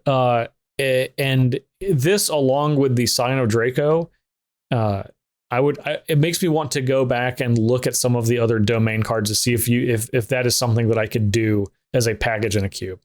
Yeah, there's for sure something going on there. And I think that the power level of this card is actually very high if you're supporting an aggressive deck at all. And generally the high-powered cubes are going to have original dual lands. Not that difficult for this to be a 3/3, sometimes a 4/4. The reason that I don't think this is a classically powerful card, even though it is a really solid beatdown creature, is that the Gruul deck in Legacy and Vintage Cube isn't just attacking and blocking. It's doing giant things. Like the red isn't for beatdown creatures to go with Llanowar Elves. It's for Escape to the Wilds and Dragonlord Atarka on the splash. Yeah. If that was not the case, you know, once you're looking at a actual Gruul beatdown deck being desirable, which tends to be power level scaled back a bit, this card is excellent in that kind of cube. Yep. Yeah, and I really like both of the little attack triggers here. Discard a card, draw a card, and then exile a card from a graveyard. So those are both generally pretty solid without being oppressive in any sort of way.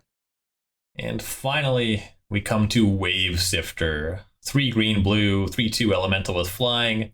When Wave Sifter enters the battlefield, investigate twice, evoke for green, blue. So you get 2 clue tokens when it ETBs. It evokes for only 2 mana.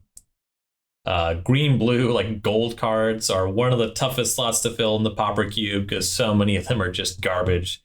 This card's awesome. You could make some arguments that maybe you'd pick Muldrifter over this card in the pack, but you would happily play both if you got both. Yeah, I mean, that's like saying, I'll take, Sol Ring over Grim Monolith. Yeah, like sure. I like steak, but I also eat cheeseburgers. Yeah. Wave Sifter is awesome. It's not Muldrifter, but not many things are. I think that card has not, I believe if they could go back, that card would not have been printed as a common ever. Either way, Wave Sifter is excellent. Even if you have to evoke it, like putting tokens and artifacts onto the battlefield, that is meaningful. There are definitely scenarios where this is better than Muldrifter. So either way, also being a 3/2 is bigger than a 2/2 with flying. That's certainly an increased clock. But yeah, I'm a big fan of Wave Sifter. This is a slam dunk for Pauper for me. Yep, card totally rules. Okay, I think that is all of the cards that we have to talk about. We've talked about 90% of the Modern Horizons 2 cards. Yeah, quite a lot of cards. The card right next to Wave Sifter, I guess, U3 Fortune's Flame. That's the E-Free where you flip 5 coins. If you have that in your cube, like, I think all the stories where you win or lose 5, all 5 flips are awesome. It's just like generally too weak to be a consideration, but that's a really cool storytelling card. So now we're up to 91% of the cards anyway. Excellent. Thank goodness. Over 90%. All right. If you want to subscribe to the 540, you can do so everywhere you can listen to podcasts, including Apple Podcasts, Spotify, Google Podcasts, Amazon, Stitcher, YouTube, your local podcast application. Leave us a review if you are able, wherever you're listening. And of course, someone said, why are you telling people where they can find this if they're listening to it? Well, maybe you were directed to this and you're listening on YouTube and you want to listen to this in a more convenient way. I'm simply telling those people where they might be able to find it outside of YouTube. So, just want to provide all the information that people can. And of course, all of those other places, you can leave reviews. And of course, any comments, any way that you can get them to us. Twitter is definitely a good way. Leaving them on YouTube is a good way. We certainly will take those, and that can help inform topics we might want to cover in the future. So please keep those coming. You can find me at jparnell1 on Twitter, and you can find my other podcast that is about magic and pop culture called Think Twice by searching Think Twice MTG wherever you are right now, as well as all of the aforementioned sites, as well as finding my face on Commander Versus every Wednesday on StarCityGames.com and YouTube. And I stream twice a week, Mondays and Saturday evenings on twitch.tv/jparnell. And then you can find me, Ryan Overturf. You can find my articles on StarCityGames.com weekly covering a myriad of various Cube topics, really all things Cube in some capacity. And you can find my tweets at Ryan Overdrive, so you can find out what I wrote about that week before you open up and read it. But really, you should read it every week, just like you listen to us every week. Yeah, you definitely should. You should check it out. I check it out. Especially now because Ryan makes so many references, and I'm like, well, now I got to know what he was talking about. Yeah, I got to keep you on your toes. You do keep me on my toes. I pulled some references to the Tempo Tuber. If you haven't read that one, some people are calling it the best cube of all time. So check out the Tempo Tuber. Yeah.